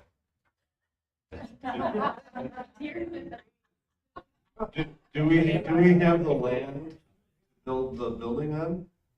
Is that what you're asking? Yeah, so you wanna build a building. Land? Yeah. Just took action on it at the last board meeting and signed the official offer today. Congratulations. Yeah, so good job. That was a big. I wanted Jake to make that announcement. To the north. Behind the aquatic center going out to the main highway. To the north, yeah. Yeah, to the north, all the way up to Fifth Avenue. And then would there be projections from the future to middle school to the high school? So you got elementary, which you're going to move here. Projections that I would say in the future would be expansion of middle school. And that might be 30 years though. Mr. Hines, are you going to be part of the new task force? Yes. I'm inviting you, Yes, we will please. be. Because that's part of my discussion too. Yeah. For this. where do we see ourselves 3, 5, 10, 15 years down the road? That's what Jake has in his mind through this architect firm, is where's our preferable future, our vision? What do we see ourselves? Where do we see ourselves? Visions change, the future does change, as we all know, but it changes in the outcast, not in the front of you at the moment. You know, our decisions and circumstances changes the look of that future in the end. Yes, that's something that I had thought of as well. Carol, I think. I'm gonna say, I think that we need to be looking at those students that have left us and surveying them, why? I believe that's what Mrs. So we Wojcinski can, is. so we can answer that, you know, the question, how to serve all of our students. My vote would be Somerset. I love the fact that they have a website, and to me, using social media, and that is gonna be how we connect. Personally, there's just not as many opportunities to go out and sit and talk. But you can sit on Facebook or whatever, you can hit a lot of people. You know, I did that really well. So that's how I think our school we need to be working to communicate to this community. And I love the idea about people going to the sports events. I think it would be a great idea if we have someone going to our sports events and doing some videos of them, and getting that out on our, just like we can also do it in our schools, but getting that out on our website, on our social media, so people in this community could go and see what these look like, see what other school districts look like. So there's a comparison. We have those social media that use it. Anybody else? Yes, ma'am. I want to answer JD's question about how do we sell it, transparency. Most of the parents have no idea what it's like to be in those buildings every day. And it is uncomfortable and it is ugly, but that is the only way you sell it. And they're in that building and they're that way because you don't have enough staff, because people don't want to come and be squished in and deal with the problems. And kids aren't learning because there's nowhere to go when one kid goes off, the whole room. I had to strip my room. All of the things you talk about for learning, I had to strip that out of my room because we were evacuated 11 times in 9 days with kids dumping things and tossing things, and to make sure that my room was safe. Parents have no idea what it is like in elementary when you don't have the spaces you need and or the resources you need, and how bad it is for learning. 4K, 5K, first grade. Those are what leads to the problems in the high school. Yes. You don't address it there, you're never catching up. And piggyback on that, I think we need to use our statistics too. I mean, how high our special needs are, like at North Elementary alone, that was just through the roof. You know, if we use our facts on our side of like what we're handling with what we have, I think that would really astonish people. You know, just these are the special needs, these are the sizes that we actually should, you know, have these classrooms at or whatever. And this is what we're, you know, offering right now. Like Jody was just saying, maybe like go through the schools with a video, post it online, just some things. We don't have to just blast, but like just acknowledge to the public what we're actually just kind of sweeping under the rug, you know, complete transparency. I think we ought to put those videos that Andy made. You also have issues because the last special. What you say is important. The last special ed, we all know, Heidi liked to say we were overqualifying kids. I do not have an education background. I'm an anthropologist. I come from a biological perspective. There is a high rate of autism here. And there is a high rate of ADHD, and an epidemiological study will show you that. You don't have to say, okay, we can't qualify these kids and we can't meet their needs because we don't want to have too high for DPI. When DPI would accept, you have a small population with high gene frequencies of these traits. Autism. And so you need the services to support that. You don't move forward without the services. And it's the same with the community. How do you sell it? How many companies here can't find employees to work their shifts? And if they find them, they're not qualified. They can't read, they can't do basic math, they can't show up on time.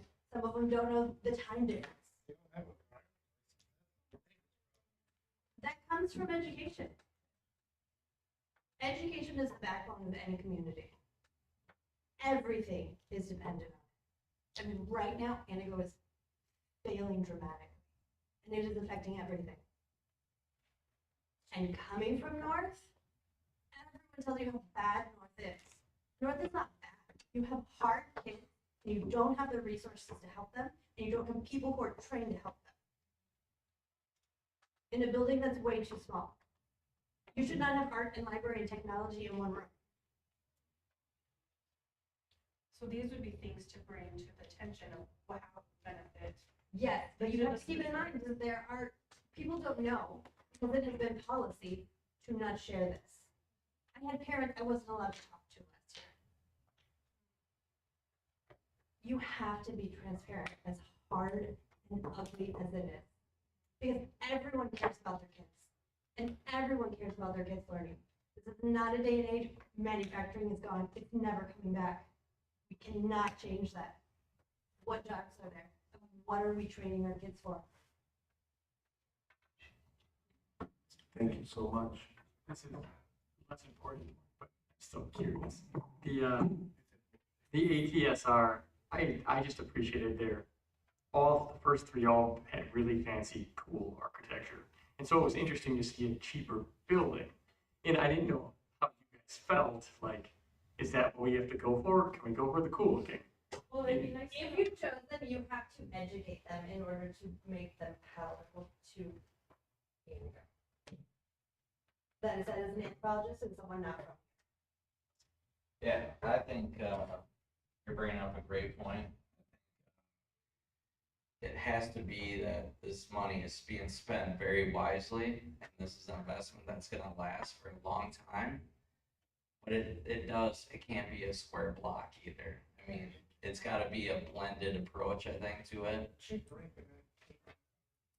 And, yeah, like the guy said, I forgot which one it said, it's the Chevy, the Buick, and the Cadillac. I always believe there's a happy medium, but, I think a lot of people are gonna be against it if they see nothing but glass in front of it and say, what a waste of money. I think some people in this area are gonna be turned off.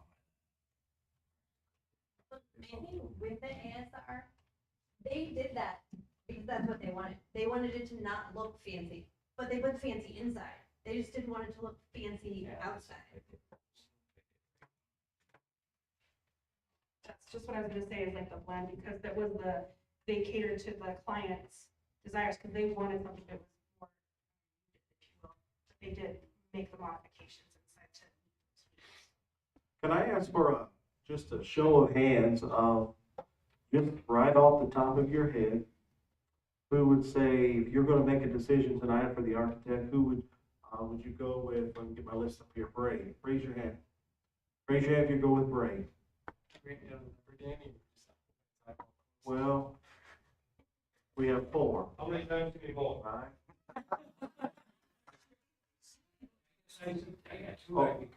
Okay, Yeah, so. Okay, so if you're for Bray, come on. No, just one. Just vote for one. Whichever one you want. If you have just one decision, 1, 2, 3, 4, 5. All right. Now let's go to blue design. Who's for blue design? Raise your hand. 1. Terry, was that a hand? No. 1 for blue design. All right. How about Somerville?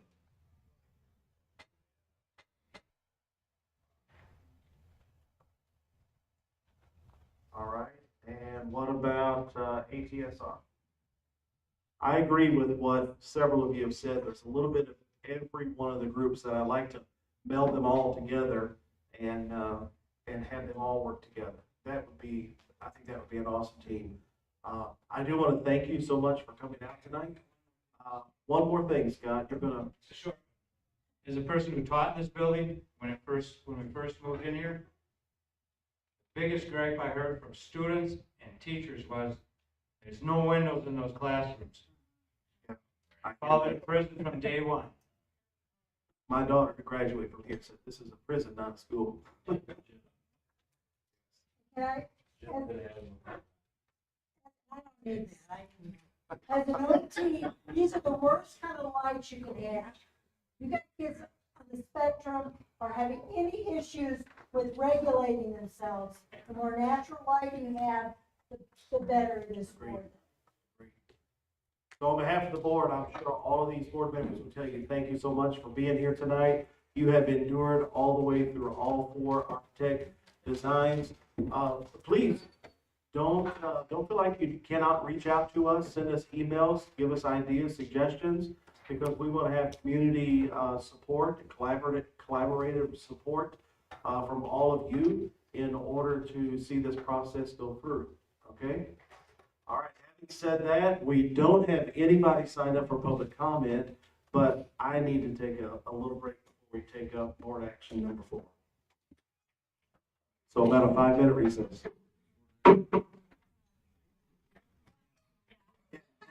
Thank you all for coming out. Very nice to have you all here.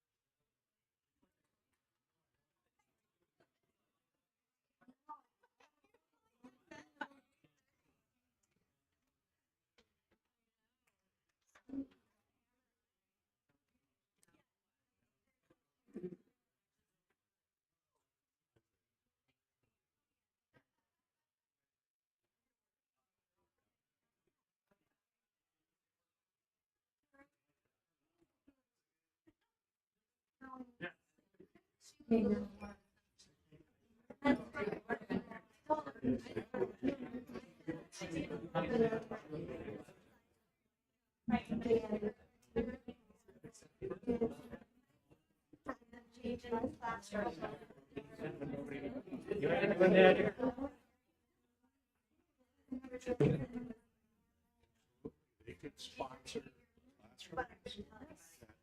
Teaching. Sponsor.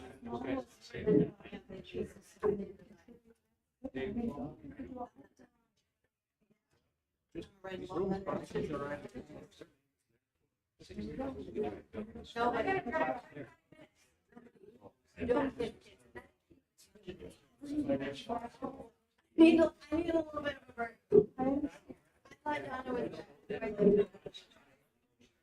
just aligned. That's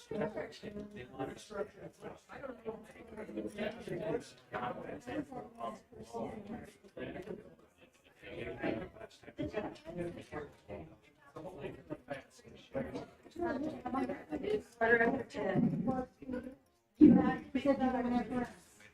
So we haven't.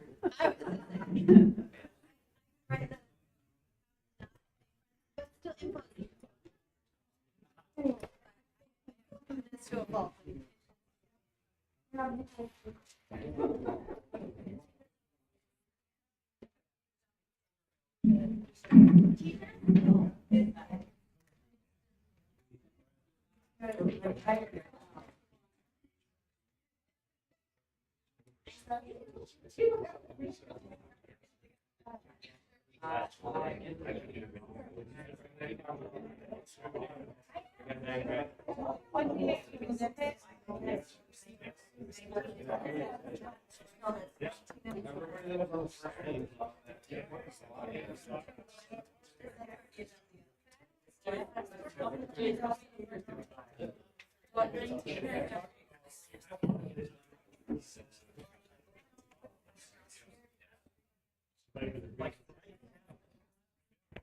Bring us back.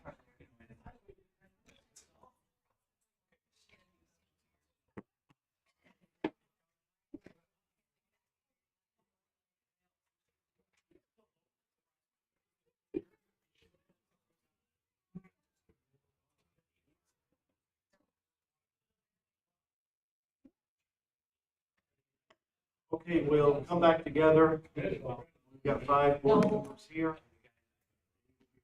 Yeah.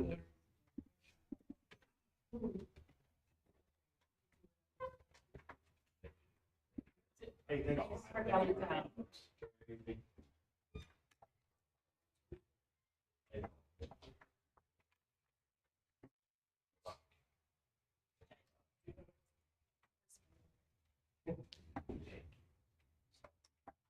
Jake, stay.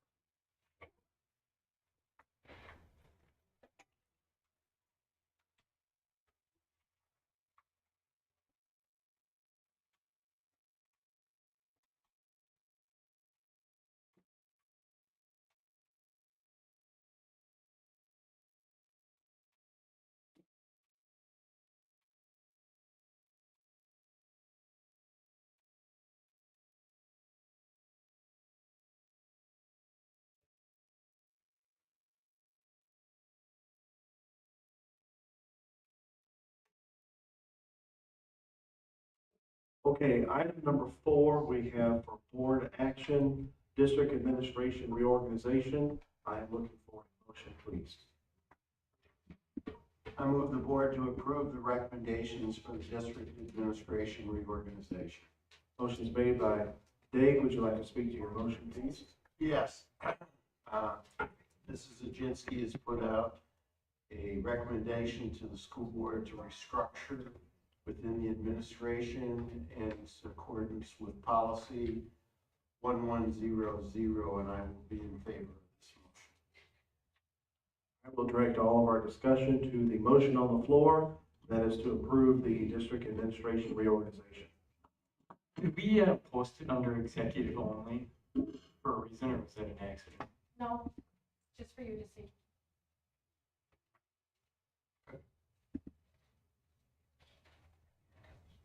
Is that the same as the handout?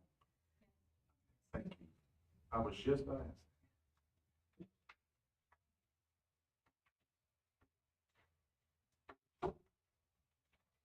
Well, I'll just speak in opposition to it, and based on the experience we had having 2 or 1 principal in 2 schools before. Just wasn't good. And I think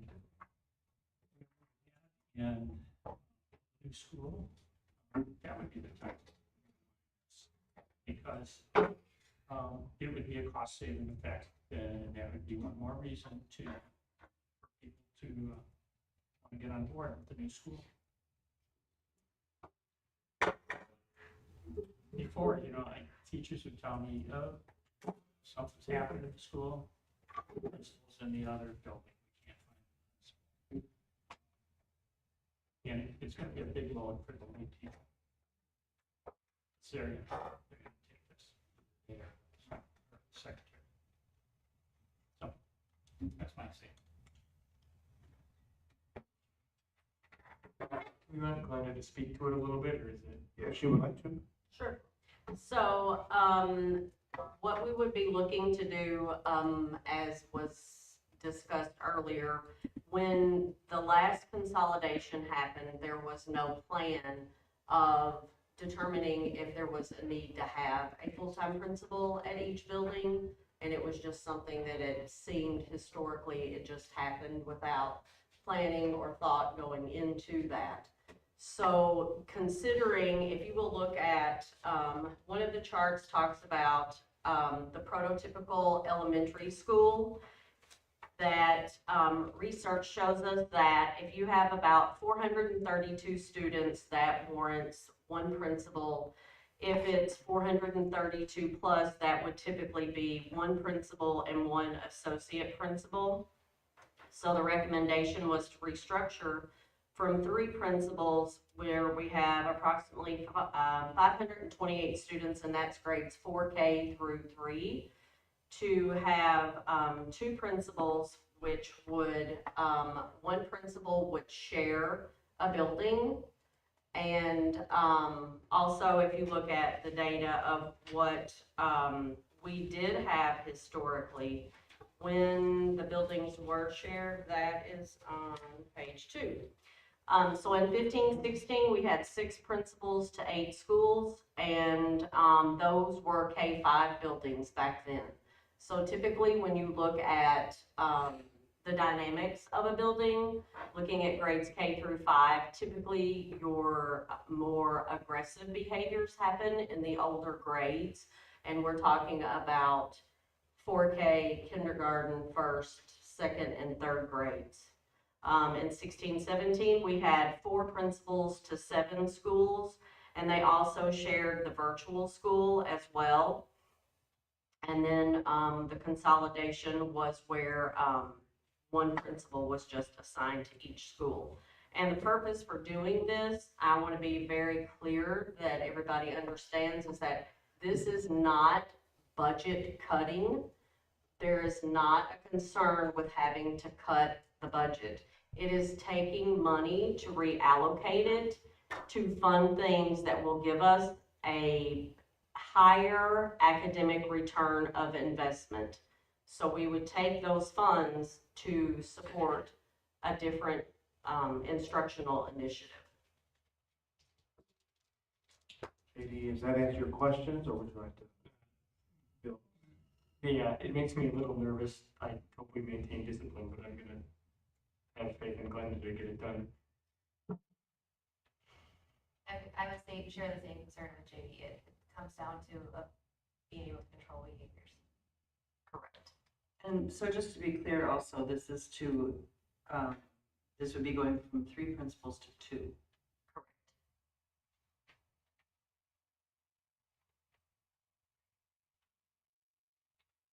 Any other discussion on the motion on the floor? I heard some teachers talking about the Tools of the Mind program, and it's supposed to improve executive function in 4K in kindergarten. Might be something to check out. They sounded like they were interested. It's not reading, but it's supposed to do improve discipline. Any other discussion on the motion? No, we don't have the voting device set up, so, well, Do we have to plug this? we can do.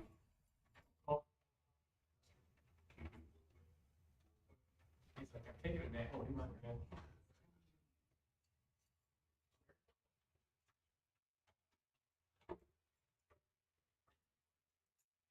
Make sure that you have your voting device, your name is on the back. For some reason, I think JD is the first, but I got mine. JD, I'm voting for you. No, I'm not. I want to go on the record, this is, does that say my last name? Okay.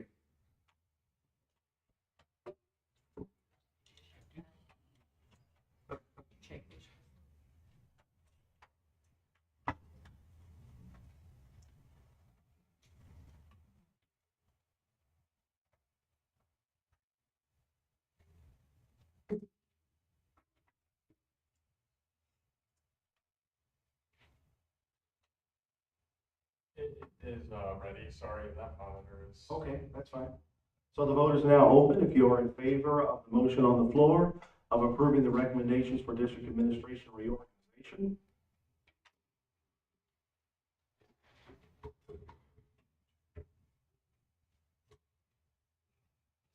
Okay, would anybody like to change their vote?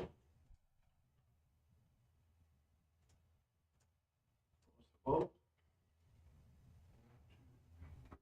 We have 4 in favor and 2 opposed. Do you have that? And the motion passes. Next, I'll be looking for item 5, adjournment. Motion is made by Andy. Would you like to speak to that motion? Let's go home. All in favor, let me know by saying aye. Opposed, same sign. This meeting is adjourned.